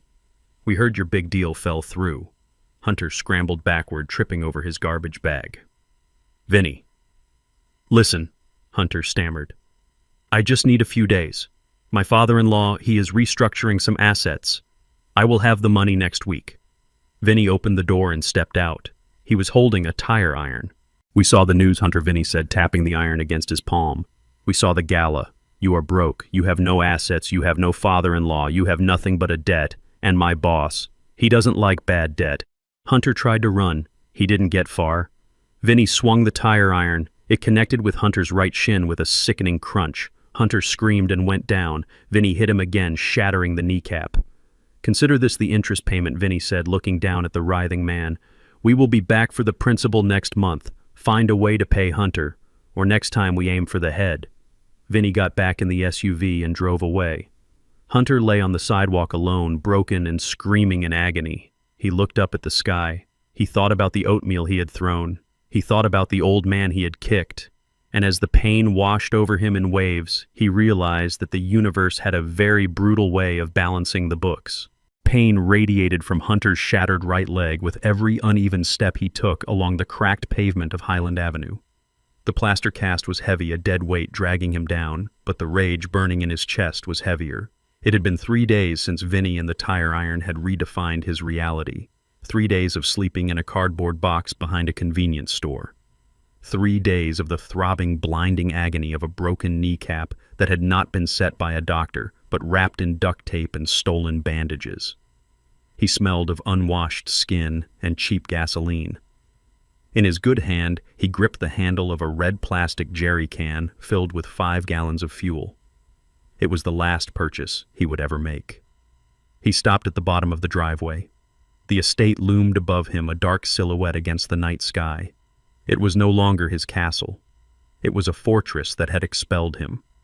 Yellow police tape stretched across the front door like a warning sash. An eviction notice was plastered to the wood, a white square of legal defeat visible even in the moonlight. Hunter stared at the house. He did not see the architecture or the beauty. He saw the symbol of everything that had been taken from him. He saw Langston. He blamed the old man for the pain in his leg. He blamed him for the loss of the Porsche. He blamed him for Nia leaving. In Hunter's twisted, feverish mind, Langston was not the victim of elder abuse. Langston was a thief who had stolen Hunter's future. "If I cannot live here," Hunter whispered to the darkness, his voice raspy and cracked, "then no one will." He hobbled up the driveway. The crutch dug into his armpit. The gas can sloshed rhythmically. He bypassed the front door with its new digital locks and cameras. He went around the back to the patio doors. He knew the lock on the left door was sticky. He had meant to fix it for 3 years but never got around to it. He jammed the tip of his crutch into the gap and levered it. The glass shattered. The sound was loud, too loud in the quiet night, but he didn't care. He reached in, undid the latch, and slid the door open. He stepped into the living room. The air inside was stale and hot. The furniture was gone, seized by the sheriff to pay his debts. The room was an empty cavern of hardwood floors and shadows. Hunter limped to the center of the room. He unscrewed the cap of the gas can. The fumes hit him immediately, a sharp chemical sting that made his eyes water. He didn't flinch. He began to pour. He splashed the gasoline in wide arcs. He coated the spot where the expensive Italian sofa used to sit. He drenched the baseboards. He poured a trail leading toward the grand staircase. "This is for the humiliation," he muttered, swinging the can. He saw Langston's face in every shadow. He heard the applause of the gala crowd in the silence of the house. The madness that had been gnawing at the edges of his mind for days finally took hold. He wasn't just burning a house, he was burning the evidence of his failure. He was burning the stage where he had played the fool. He backed away toward the patio door, trailing a line of fuel. He emptied the last drops onto the threshold. He dropped the empty can. It clattered hollowly on the floor. Hunter reached into his pocket and pulled out a silver lighter. It was engraved with his initials, a gift he had bought for himself with the first money he stole from my pension account. He flicked the lid open. The flame danced small and yellow in the darkness. "Goodbye, Langston," he whispered. He dropped the lighter. The ignition was instantaneous. A whoosh of air sucked past him as the gasoline caught. A wall of orange fire erupted in the living room, climbing the walls with terrifying speed. The heat was intense, blistering his skin instantly. The fire roared, a living beast consuming the oxygen. Hunter watched it for a second, a sick smile twisting his face. He turned to leave, to limp away into the night and watch the destruction from a safe distance. But he had forgotten who built this house. He had forgotten that Langston King was not just a landlord, he was an engineer. He was a man who obsessed over details, over safety, over protecting his investments. As the temperature in the room spiked, sensors embedded in the ceiling blinked red. They were not standard smoke detectors. They were part of a commercial-grade fire suppression system I had installed to protect the art collection I originally kept there. A mechanical hum vibrated through the floorboards. Hunter reached for the handle of the patio door. Click-thunk. A steel deadbolt slammed home, driven by an electronic solenoid. The smart home system had detected a rapid heat rise and engaged the containment protocol to prevent the fire from spreading to the neighboring properties. Hunter yanked on the handle. It wouldn't budge. He smashed the glass with his crutch, but the security laminate held it together in a spiderweb of cracks. He was locked in. Then the ceiling opened up. It wasn't water that came down. Water would have spread the gasoline fire. It was a high-density chemical foam, a thick, white, suffocating blanket designed to starve the fire of oxygen instantly. It blasted from high-pressure nozzles in every corner of the room. Hunter screamed as the foam hit him. It was cold and heavy. It coated him instantly, filling his eyes, his nose, his mouth. It knocked him off his feet. He slipped on the slick floor and fell hard on his broken leg. The agony was blinding. He tried to crawl, but the foam was rising rapidly, filling the room like a blizzard. It covered the fire, extinguishing the flames in seconds, leaving only thick white smoke and darkness. He was trapped in a white void. He couldn't see. He couldn't breathe. The foam pinned him to the floor, weighing down his clothes, making it impossible to stand with his shattered knee. He flailed in the dark, coughing, gagging on the chemical taste. "Please," he choked out. "Help me." Outside, the silent alarm had already alerted the authorities. The wail of sirens cut through the night air, getting louder and closer. Blue and red lights flashed against the foam-covered windows, creating a strobe effect inside the house. The front door was breached with a battering ram. Police officers and firefighters in full gear stormed into the hallway. They pushed through the foam, their flashlights cutting beams through the chemical fog. They found Hunter curled in a fetal position near the patio door, covered in white sludge, shivering violently from shock and pain. He looked like a broken statue pulled from the sea. The empty gas can lay next to him, the smoking gun that would seal his fate. An officer grabbed him by the arm and hauled him up. Hunter couldn't even stand. He hung limp in their grip, gasping for air, his eyes burning. "Hunter Vance," the officer said, his voice muffled by a gas mask. "You are under arrest for arson, breaking and entering, and criminal destruction of property." Hunter tried to speak, but all that came out was a cough. He looked around the room. The fire was out. The house was still standing. The structure was sound. He had failed. Even in his final act of destruction, he had failed. "The house I built was stronger than his hate." They dragged him out to the police cruiser. The neighborhood had woken up. People stood on their lawns in their pajamas, watching the spectacle. They saw the man who used to drive a Porsche and sneer at them being loaded into the back of a squad car, covered in foam, his leg dragging uselessly behind him. I watched the live feed from the exterior security cameras on my laptop. I saw the flashing lights. I saw the handcuffs. I saw the end of Hunter Vance. I closed the laptop. The fire was out, but for Hunter, the burning had just begun. He was going to a place where there were no smart systems to save him, and where the debts he owed would be collected in years, not dollars. The fluorescent lights of the Superior Court buzzed with a low, irritating hum that matched the tension in the room. I sat in the front row behind the prosecution table, my hands resting on the handle of my cane. I wore the same Armani suit I had worn at the gala, a silent reminder of the power I held. But today I did not feel powerful. I felt tired. Hunter sat at the defense table wearing an orange jumpsuit that hung loosely on his frame. His leg was still in a cast, propped up on a chair. He looked diminished, a shadow of the arrogant man who had thrown my breakfast on the floor. But his eyes were still full of hate. He did not look at the judge. He looked at me. His lawyer was a court-appointed defender with a cheap suit and a desperate strategy.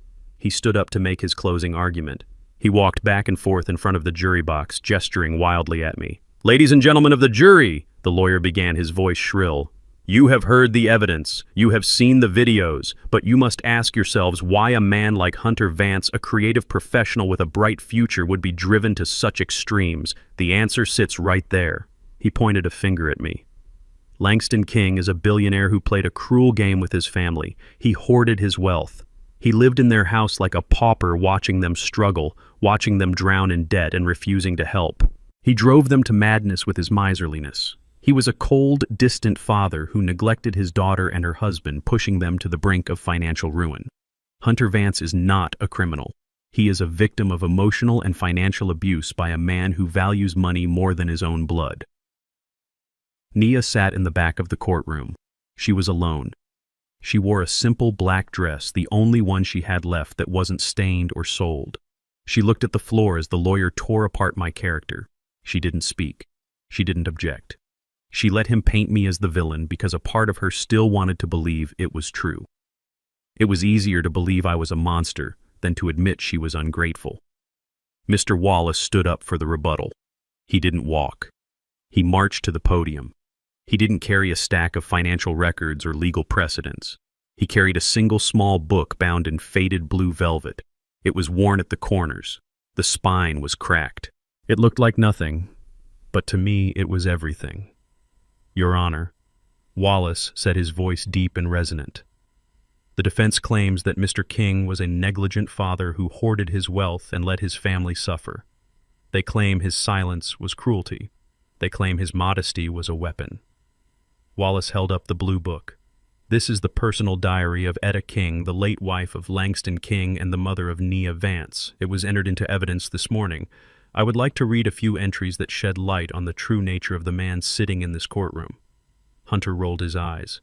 He slumped in his chair, expecting sentimental drivel. Nia looked up, her eyes locked onto the book. She recognized it. She had seen it on her mother's nightstand for years, but she had never opened it. Wallace opened the book to a page marked with a yellow tab. Entry dated September 12th, 1995. Wallace read, Langston came home this morning with his hands bandaged. He burned them fixing the boiler at the factory during his third shift. He told me not to worry. He said the extra money would pay for Nia's private school tuition. He doesn't want her to know. He wants her to think we have enough. He wants her to focus on her grades, not our struggle. He is so tired, Etta wrote, but he smiles every time he sees her in that uniform. The courtroom was silent. I looked down at my hands. The scars were still there, faint white lines under the expensive watch. Nia covered her mouth with her hand. A tear slipped out. Wallace turned the page. Entry dated June 4th, 2005, he continued. Nia wants a car for her 16th birthday. All her friends are getting BMWs. Langston has been investing every penny we save into the land deals downtown. He could buy her 10 cars if he sold one lot, but he won't. He says if she gets everything easy, she will never learn to build anything of her own. So he took a second mortgage on our home to buy her a safe, reliable Honda. He told her it was all we could afford. She cried and said she hated it. She said she hated us. Langston cried in the garage that night. He said he failed her because he couldn't give her the world. But he is giving her something better. He is giving her character. I just hope she forgives him one day. Nia let out a sob. It was a sharp, ragged sound that echoed off the high ceilings. She remembered that day. She remembered screaming at me because the car wasn't a convertible. She remembered the look on my face. She thought it was shame. Now she realized it was heartbreak. Wallace closed the book. He looked directly at the jury. Then he looked at Hunter. Langston King did not hide his wealth to punish his family, Wallace said softly. He hid it to protect them. He wanted to raise a daughter who valued hard work, not a trust fund baby who felt entitled to the world. He failed, but not because he was negligent. He failed because he loved them too much to let them fall until they forced his hand. Hunter Vance is not a victim. He is a parasite who consumed the host and then tried to burn down the house when the meal was over. Wallace sat down. The silence in the room was heavy, filled with the weight of 20 years of misunderstood sacrifices. Nia was shaking. Her entire body trembled. She looked at the back of my head. I could feel her gaze. It was burning with a sudden, terrifying clarity. She realized that every sandwich I ate, every old shirt I wore, every vacation I didn't take was a deposit in an account labeled Nia, and she had squandered it all on a man who was currently picking at a loose thread on his jumpsuit looking bored.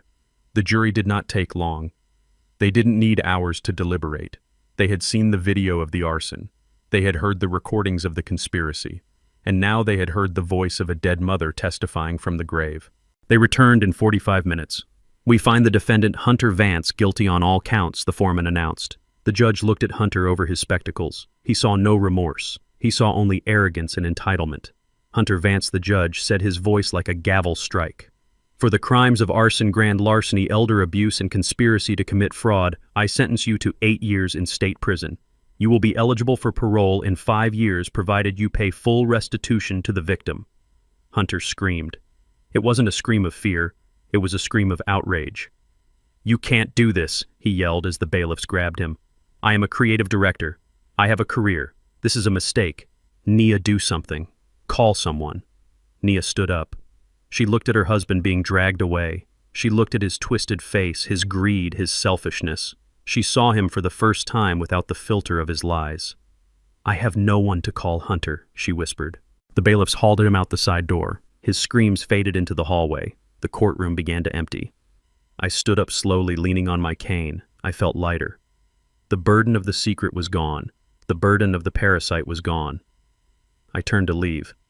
Nia was standing in the aisle. Her face was swollen and red.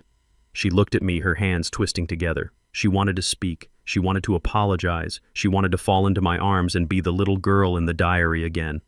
I stopped. I looked at her. I saw the regret. I saw the pain, but I also saw the woman who had let it happen. I am sorry, Dad, she choked out.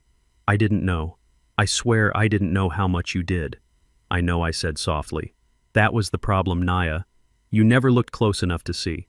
I walked past her. I didn't hug her. I didn't offer her money. I didn't offer her a ride. I walked out of the courtroom and into the bright afternoon sun. I had won the war, but I had lost my daughter.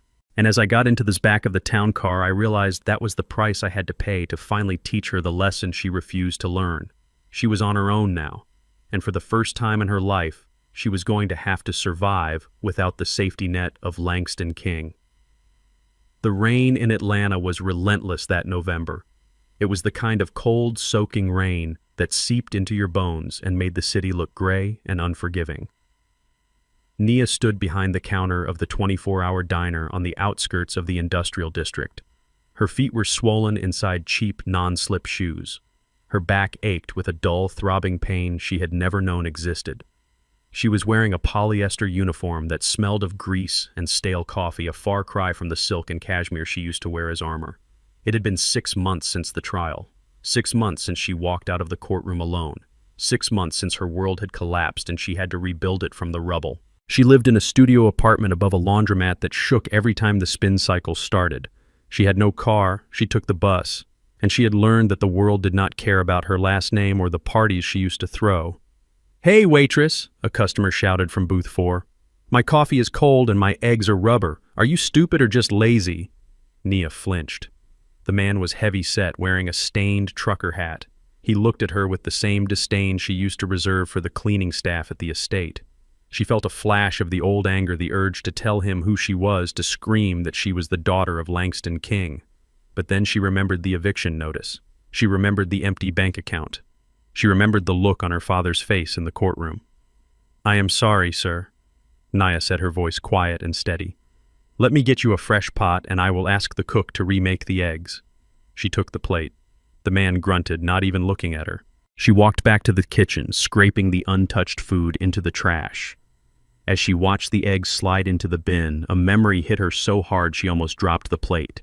She remembered the morning in the kitchen with Hunter. She remembered the oatmeal on the floor. She remembered how she had stood there silent and superior while her father cleaned up a mess he didn't make. She remembered telling him he was difficult. She remembered the cruelty of her own silence. Tears pricked her eyes hot and stinging. She wiped them away with her apron. She didn't have time to cry. She had tables to turn. She had rent to pay. She realized now that her father hadn't just been cleaning up oatmeal. He had been cleaning up her entire life, absorbing the insults, the ingratitude, and the disrespect so she wouldn't have to feel the weight of the world. And now that the weight was fully on her shoulders, she understood just how strong he had been. She wasn't a victim. She was a woman who was finally learning how to be human. Outside, the rain intensified, turning the streets into rivers of black asphalt. A sleek black Lincoln town car pulled up to the curb across the street from the diner. The windows were tinted impenetrable to the casual observer. Inside, I sat in the back seat watching the neon sign of the diner flicker against the wet glass. I told Thomas to cut the engine but keep the lights off. I didn't want to be seen. I just wanted to know. I watched through the large front window of the diner. It was late past midnight. The place was mostly empty, save for a few truckers and insomniacs. I saw a woman moving between the tables. She was thin, tired, and moving with the efficiency I had never seen in her before. It was Nia. She was wiping down a table, her arm moving in wide circular motions. She lifted a heavy tray of dirty dishes and carried it to the back. She looked exhausted. She looked nothing like the girl who used to spend $500 on a lunch. Thomas cleared his throat from the front seat. "Do you want me to go in, sir? Do you want to bring her home?" I looked at her. I saw her stop to count her tips. She carefully folded the dollar bills and put them in her pocket. She didn't look disgusted by the small amount. She looked relieved. "No, Thomas," I said softly. "Not yet.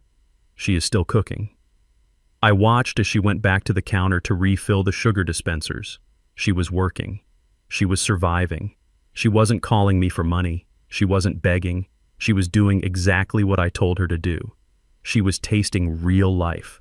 It was painful to watch seeing my child struggle, but I knew that if I stepped in now, if I saved her from the discomfort, I would rob her of the lesson. I would turn her back into the dependent, entitled person who watched her husband abuse me. This struggle was the fire that would burn away the rot. Suddenly, Nia looked up. She looked through the rain-streaked window. Her eyes locked onto the black car parked across the street. It was dark, but the silhouette of the Lincoln was unmistakable. She knew that car. She knew the man inside. I tensed. I expected her to run out. I expected her to come banging on the window, demanding to be let in, demanding to be saved from the grease and the rude customers. I put my hand on the door handle, ready to tell Thomas to drive away if she made a scene. But she didn't move. She stood there holding a pot of coffee. She looked at the car. I could see her face clearly under the harsh fluorescent lights of the diner. She didn't look angry. She didn't look desperate. She looked ashamed. She looked at me or at where she knew I was, and she slowly lowered her head. It wasn't a nod of submission. It was a bow of respect. It was an acknowledgement. She was telling me she saw me. She was telling me she understood why I was there and why I wasn't coming in. She raised her hand and gave a small tentative wave. Then she turned around. She didn't run to the door. She went back to the counter. She picked up a rag and started cleaning the coffee machine. She went back to work. I let out a breath I didn't know I was holding. A lump formed in my throat. It wasn't the reunion I had dreamed of when she was a child, but it was the first honest interaction we had shared in years. She didn't want my money. She wanted me to see that she could stand on her own. "Let's go, Thomas," I said, my voice thick with emotion. Thomas started the car. The engine purred to life. "Where to, Mr. King? Home," I said. As the car pulled away, I looked back one last time. Nia was still working, her head down, focused on the task at hand. She was tired, she was poor, but for the first time in her life she had dignity. And that was worth more than any trust fund I could have given her. The rain continued to fall, washing away the grime of the city, washing away the past. I knew then that she was going to be all right. It would take time. It would take hard work. But she was a king. And kings do not break. They rebuild. 2 years later, the sun was setting over the Atlantic Ocean, painting the sky in hues of purple and gold. I sat on the deck of my yacht, the Etta, anchored off the coast of Savannah. The air was salty and warm. I was retired now, truly retired. I had handed over the daily operations of King Enterprises to a board of directors I trusted. I spent my days fishing, reading, and managing the foundation I had started in my wife's name. I was at peace.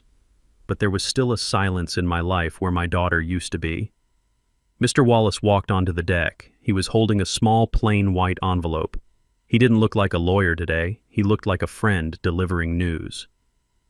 "This came to the office today," Langston Wallace said, handing me the envelope. "It has no return address, but the postmark is local." I took the envelope. It was light, flimsy. It wasn't the heavy, cream-colored stationery Nia used to favor. It was cheap paper you buy at the grocery store. I opened it carefully. Inside was a handmade card.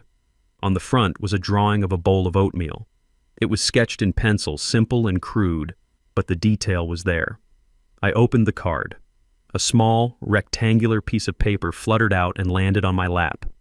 It was a cashier's check. I picked it up. The amount was $50. I stared at the check. $50. It was nothing. It was less than I used to tip the valet. But as I held it, I felt a weight that far exceeded its value. I looked at the card. "Dear Dad," it read in Nia's familiar looping handwriting. "This is the first $50 I saved after paying off my last credit card debt. It took me 2 years. I work as a manager at the diner now. I rent a small house with a garden. I grow my own tomatoes. I know this money is nothing compared to what you gave me and nothing compared to what I took from you, but it is mine. It is clean, and I want you to have it." I turned the card over. "I am sorry," she wrote. "I am so sorry. Not for the money, but for the oatmeal. I invite you to breakfast. My treat. I make good oatmeal now. Love, Nia." I sat there for a long time looking at the check and the drawing. The wind ruffled the edges of the paper. I thought about the millions I had made. I thought about the skyscrapers and the deals. None of it felt as significant as this $50 check. This was the return on the hardest investment I had ever made. I put the check in my wallet, sliding it into the slot right next to the picture of Etta. It fit perfectly. "Cancel my meetings for tomorrow." "Wallace," I said, standing up. Wallace smiled. "Where are we going?" "We are going to breakfast," I said. "I have a date with my daughter, and I hear she makes good oatmeal." I looked out at the horizon. The sun had dipped below the water, but the stars were coming out. It was going to be a beautiful morning, and for the first time in a long time, I couldn't wait for the sun to rise. The story of Langston and Nia teaches us a profound lesson about the difference between enabling and empowering. True parental love is not about shielding our children from every storm, but teaching them how to sail the ship. By removing the safety net, Langston didn't abandon his daughter. He gave her the space to find her own strength. We learn that dignity cannot be inherited or bought. It must be earned through honest labor and accountability. Ultimately, the most valuable currency in any relationship is respect, and sometimes one must lose everything material to discover the priceless value of self-worth. If you believe that true dignity is earned and not bought, hit that like button and subscribe for more stories of justice and redemption. Let me know in the comments if you would have forgiven Nia sooner.